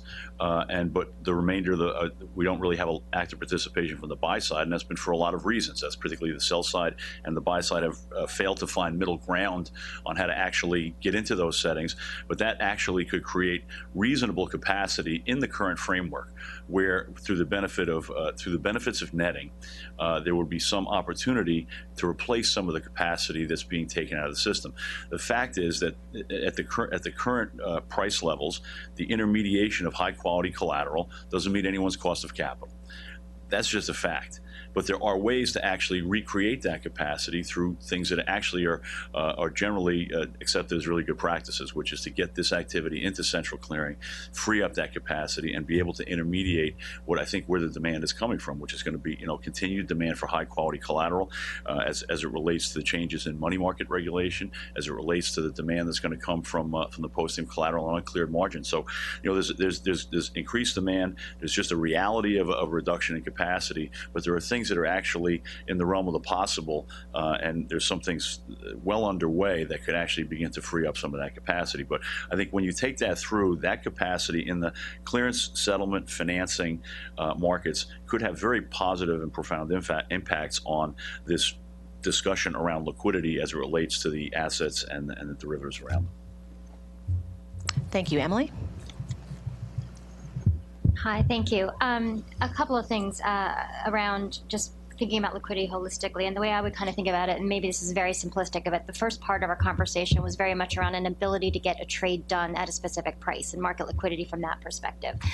And we're also touching on and talking about, and I think it's a very important topic, is the ability to get a trade cleared based on the number of FCMs and consolidation in the industry. And by the way, it's no good if you could get the trade done, but if it's mandatory that you clear it and you can't get it cleared or it's too expensive to clear, it doesn't matter because it all goes back to the same market liquidity that you just can't get the trade done because you ultimately can't clear it.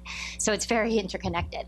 In terms of, I think all of my colleagues have said it already, but just, at JP Morgan, it wouldn't surprise you, we measure market liquidity in terms of being able to get the trade done in terms of, we think that you measure it in terms of inventory on dealer balance sheets, and of course, in terms of inventory of treasuries, inventory of corporate bonds have come down tremendously, and that's actually, especially when you look at corporate bonds, I mean, there's supplies got up by 50%. Yet the inventory that's actually there for dealer activities has gone down tremendously. When you think about we look at market depth, and that's about what the size of any trade you can do at any particular price point, and I think as everyone's alluded to, that's come down significantly. We also look at intraday volatility, and in many markets that's gone up significantly. So those are kind of all of the different measures in terms of how efficiently can you get a trade done. In terms of clearing, I think it is, without a doubt, the number of clearers has drastically reduced over the course of the last several years. My colleagues have already said the numbers. When you think of clearing, you basically need three things to make the clearing business make sense economically. You basically need operational scale. You need capital, and you need more capital nowadays, especially if you're a bank holding company, as well as you need liquidity. And I think you need more of all of those things to really make it work. And yes, I do think it is more and more economically difficult to have the numbers make sense. I do think we are operating in an environment that's much safer. Both, dealers and clearers have more capital, and one could argue that some of that was absolutely a purpose of the regulations. The regulators wanted to, and frankly should have taken out some, leverage in the system. And frankly, I think there's a cost to liquidity that is now entering back into the system, which is probably healthy. Having said that, I think what everyone is just asking about is the culmination of all of the regulations. At the end of the day, are we going to go past the point where the markets are no longer healthy? And you don't want to reach the point where end users are really have to ask the question, do I hedge at all? That's probably a dangerous spot to be in. Jerry? Well, that's a great segue because I could completely agree on that one. But I think you mentioned operational scale, Emily just spoke of. And that's what I would like to point out, I think is an unintended consequence of I keep pointing to Basel III regs, but I think there's two issues with Basel III as it relates to participation in a clearing facility. So if you have a choice of pay those that are already in the arena of clearing more money. In the case of end users, and I think you mentioned how does it flow down, Marcus, earlier on. It's flowing to the customers now. 4 to 6 times is the cost. So if you want to continue to clear, it's going to cost you 4 to 6 times more. Or go find some way other to do it. The only other alternative that I'm aware of is self-clear. So if you go to self-clear, take yourself out of the bank models, then you introduce operational risk. And if you don't have the scale to do that, I think there's unintended consequences associated with it. To get to a point of hopeful regulatory relief, sponsored principle, or I think some folks are talking about sponsored access model. I think it's the same thing. And to be able to avail those that aren't used to clearing to the ability and the functional expertise of those that can clear, I think is very valuable to everyone. Sponsored principle model resolves the Basel III on balance sheet. The off-balance sheet trade exposure concentration as to an FCM's guarantee, I think is very similar to the repo market. And I think folks have commented about that. And the treatment of that guarantee shouldn't be any different than the treatment of the repos. But I guess that remains to be seen. But I think there's some positives associated with that. Those that are in the European model might speak to more specifics as to how it's going on in Europe, and hopes that, you know, this doesn't become a cross-border issue. But certainly is something that might be of benefit to everyone.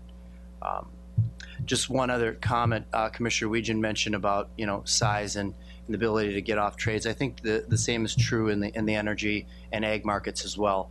Slippage is important. I can cite to a few different examples. You might have a very large airline, for instance, that wants to engage in a hedging program, and that airline may not have very many places to go these days in terms of dealing with their supply constraints. You have multinational organizations. You have various friends of ours to the south who have some very robust oil hedging programs. And when they have less places to go, and the ability to not be able to do large size is certainly concerning for anybody who's willing to raise their hand and get out in front of doing such a transaction with such large organizations. Thanks. Can I go to John? I'd like to just pick up on that one point, because I think there's an example of that right now in the U.S. interest rate markets, and I say that in U.S. swap markets. And I think if you speak to most of the swap dealers here that are here, you would find that on large corporate issuance days, there is much more volatility and basis point slippage than there was in the past. And really, I think that boils down to there is far less people, as you've just said, for those corporates to, you know, corporate issuers to go to. In the marketplace right now, there's probably a handful of 5 that you would really think are solid market makers to corporate institutions that will take down large size on corporate issuance. There is just not enough people in that marketplace to provide that liquidity.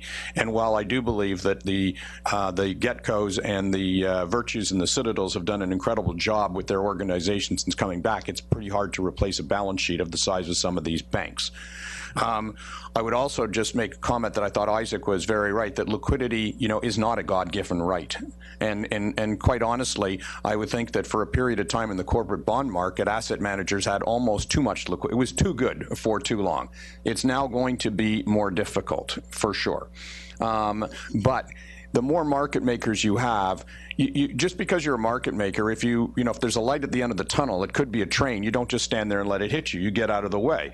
But the more market makers you have, the more shock absorbers you're going to have of getting more people back in the marketplace, making prices, and having that rebound probably be more, better than you're going to have if there's only 2 market makers.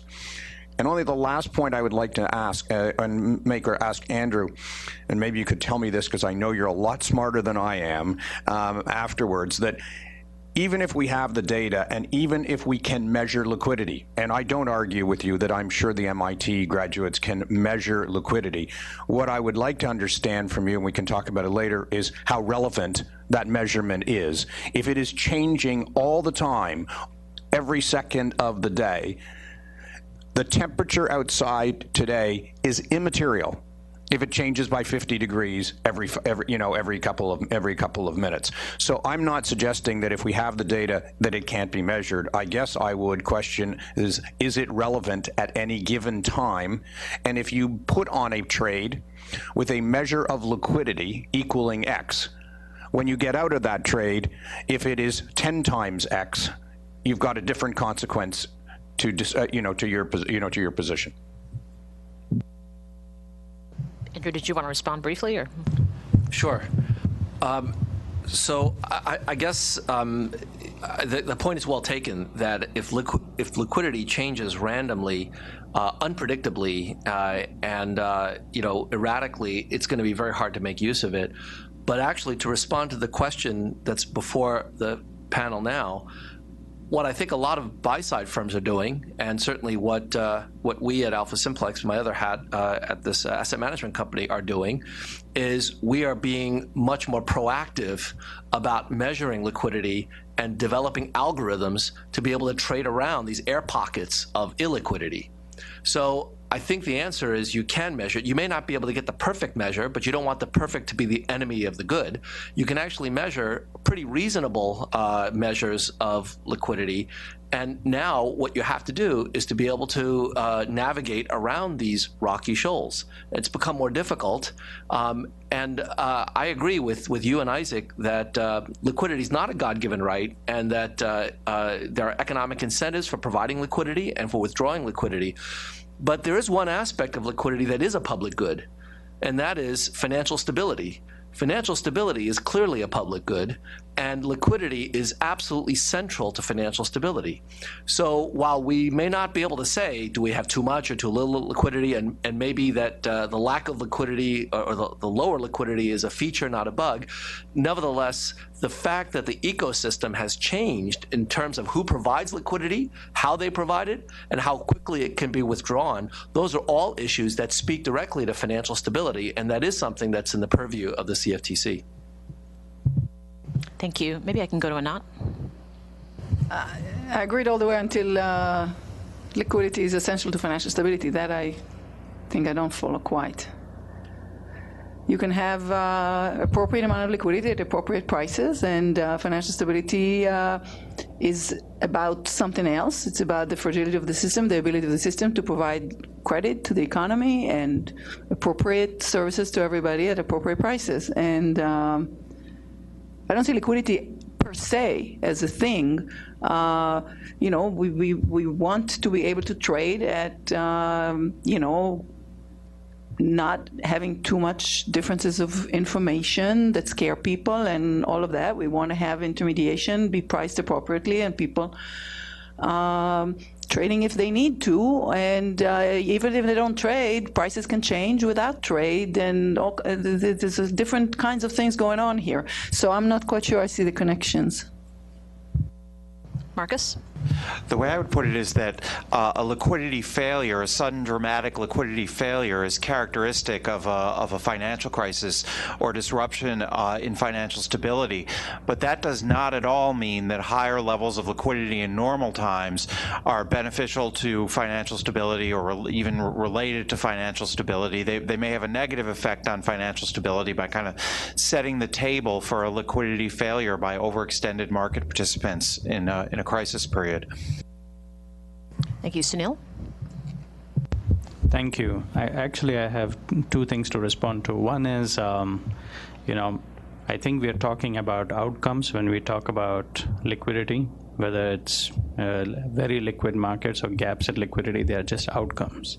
More importantly, your question was how would people respond? So economics would indicate that if, you know, cost for some participants is higher, and as a result they have wider bid offers, then others should be able to come in and compete those profits away. The problem we have, again going back, is access for market participants to markets. And this is what our firms, I'm speaking on behalf of our clearing firms and the community, the ecosystem, this is the problem. I think we tend to confuse things. Just because we're talking about leverage ratio, we seem to think that we are arguing against the intent, which is to reduce leverage in institutions. The problem is not about institutions acting as principal. The problem is institutions acting as agents. They are just a conduit. They're providing our market participants access to markets. So they're not taking on any leverage. They're essentially allowing these unlevered market participants to access markets for hedging reasons, as Dennis so eloquently pointed out. Take, for example, an insurance company who has directional risk. They are putting up margin for it, but they have directional risk. We have rules now under Basel, supplemental leverage ratio, for our clearing firms that dictate that all of that insurance company's risks have to be reflected on their books for leverage calculations, without giving them the benefit of offsetting that with the margin that has been collected, segregated, and in the US passed on to the CCP. So this is what we're talking about. So we are not speaking to the principal side of the equation. We are speaking to the agency side of the equation. So if you have rules that prevent access to the market participants, and these are market participants who bring hedging interest, that will encourage more market makers to come into the market. So this is the problem we're talking about. So in essence, we have to just take a step back and look at the set of rules that we have and see if our clearing members can actually provide services and hence bring in more market participants, diverse, I might add, some being market makers and some being price takers. So that, in essence, is what we're speaking to, and we seem to confuse the two things. So. Chairman Massad? Okay, Commissioner Beecham. Thank you. I think it's on the agenda. We're going to, I think, cover some proposed solutions. So I'm happy to. So I can wait. Actually, that's what I was going to ask. So if it's better to wait, I can do that as well. Yeah, you're actually anticipating that. I wanted to kind of throw it open at this point to address the final two questions on the agenda kind of collectively, since we are running out of time. The solutions to the liquidity challenges that you see, and then more specifically, are there things that you would recommend to the Commission that they be thinking about looking at to address some of the challenges that we've discussed today? And I'll just add quickly, I'm hearing thematically anyway 3 different things, but before I touch on those, a lot of the discussion has been around accessibility, and it relates to capital requirements, which we have no control over here at the CFTC. Chairman Masson has spoken about that. I've spoken about that publicly. I think Commissioner Bowen has probably spoken about that too. So all 3 of us have expressed our views on that. And meanwhile, we have staff engaged with all the various prudential regulators around the globe engaged on the matter as well. So we're working on that in the way we can, but at the end of the day, we don't have authority over that specific issue, as everyone knows. Meanwhile, we have a piece of legislation that we've been implementing, and basically implemented. The point being, there are some limits on what we can do in terms of any perceptions that there's perhaps more regulatory burden than what's necessary. So instead, focusing on our existing authority that we have today and what it is we should be focusing on by way of policy making. Thematically, I'm hearing possibly increased transparency. Maybe there are rulemakings or policy makings we can do along those lines. Maybe there's more to be done on accessibility to trading venues. I'm not sure what that would be. But I'd love to hear ideas on that. And then I'm also hearing the importance of a diversity of liquidity providers. Again, something else I think a number of us in the Commission have spoken about. And we have a couple of open-ended, I think, policymakers we could continue working on. But I'm curious to hear if there might be others. Namely, on that front, by the way, the floor trader exemption I think is something we should revisit. And we've talked about other market structure changes on CEFs, but I think I'd be really interested in hearing whether there's anything specifically we should be looking at that would be based on our current authority under the Commodity Exchange Act to pursue.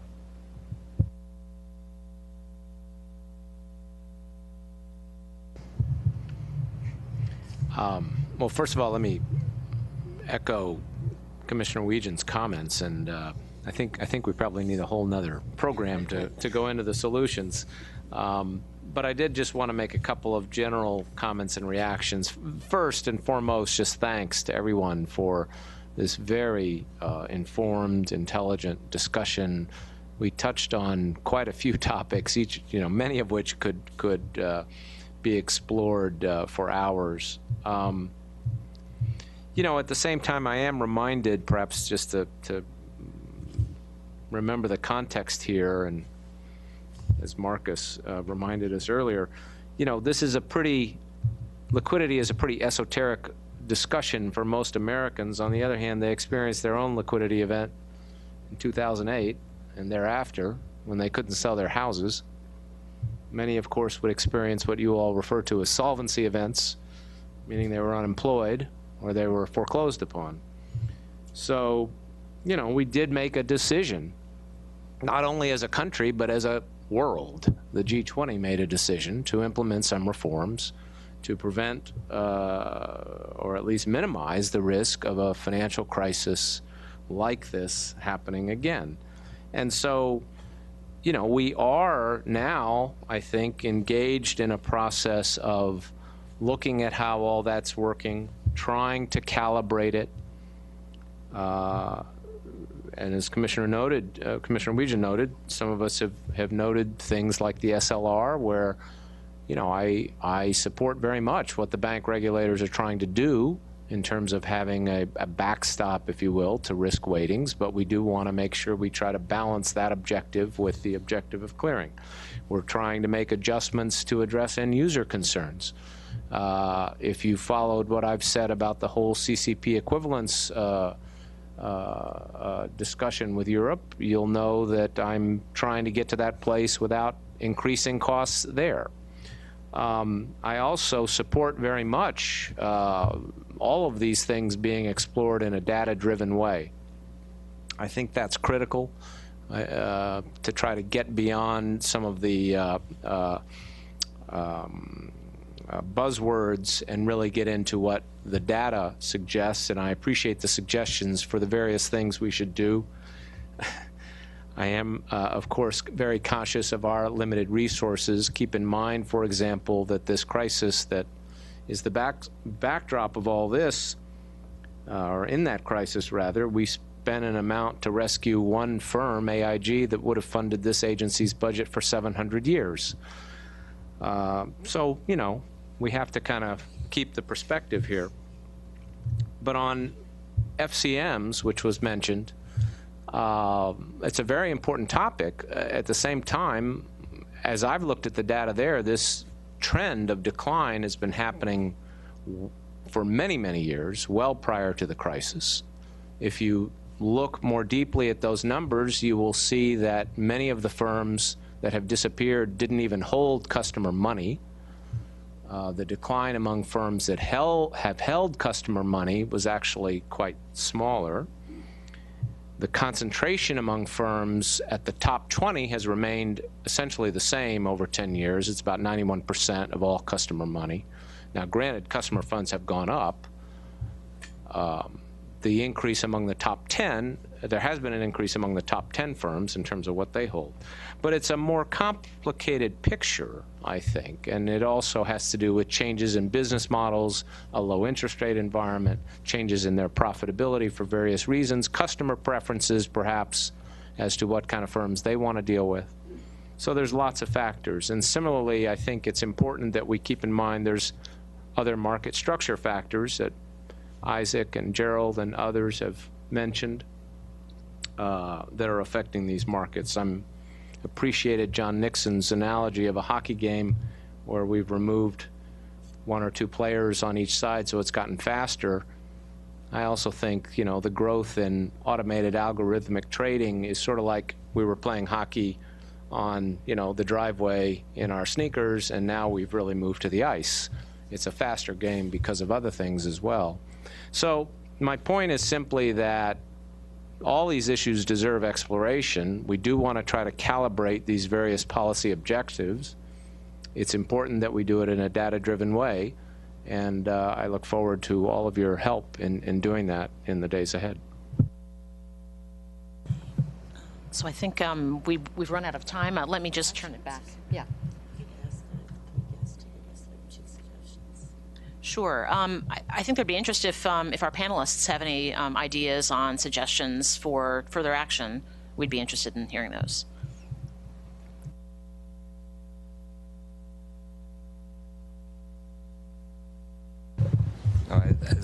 As we've all, as a panel and other members have said, we're definitely in a period of market transition, and one of the issues for the clearing community as a provider of clearing services, and then therefore indirectly as a provider of liquidity, because as Emily pointed out, we're supporting the end user, the business of those liquidity providers, is really to have some more, to continue to have certainty or have more certainty and longer periods of time to implement change, i.e. that change has to be recognizable earlier, and we have the opportunity to go through an implementation phase in a longer point, for a longer point in time.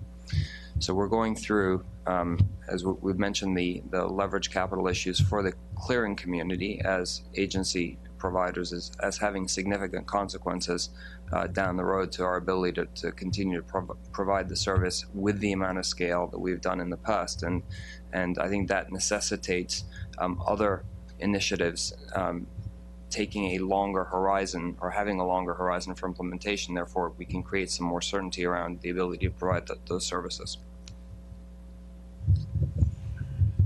I realize I've touched on a broad number of topics, and this might be a little bit frustrating because of the directive, I think, from Commissioner Wiegand and the chairman about what the CFTC can do under its specific mandate.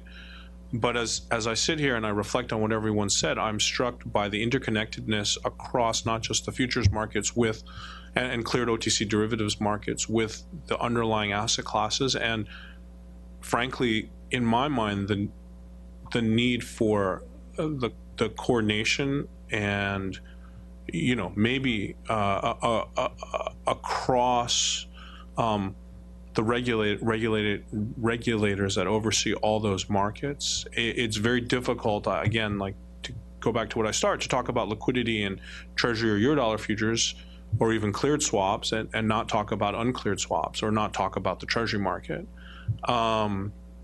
And figuring out a coherent way to tie all those things together, I think it's not an obvious, there's no obvious, you know, change this floor trader exemption point.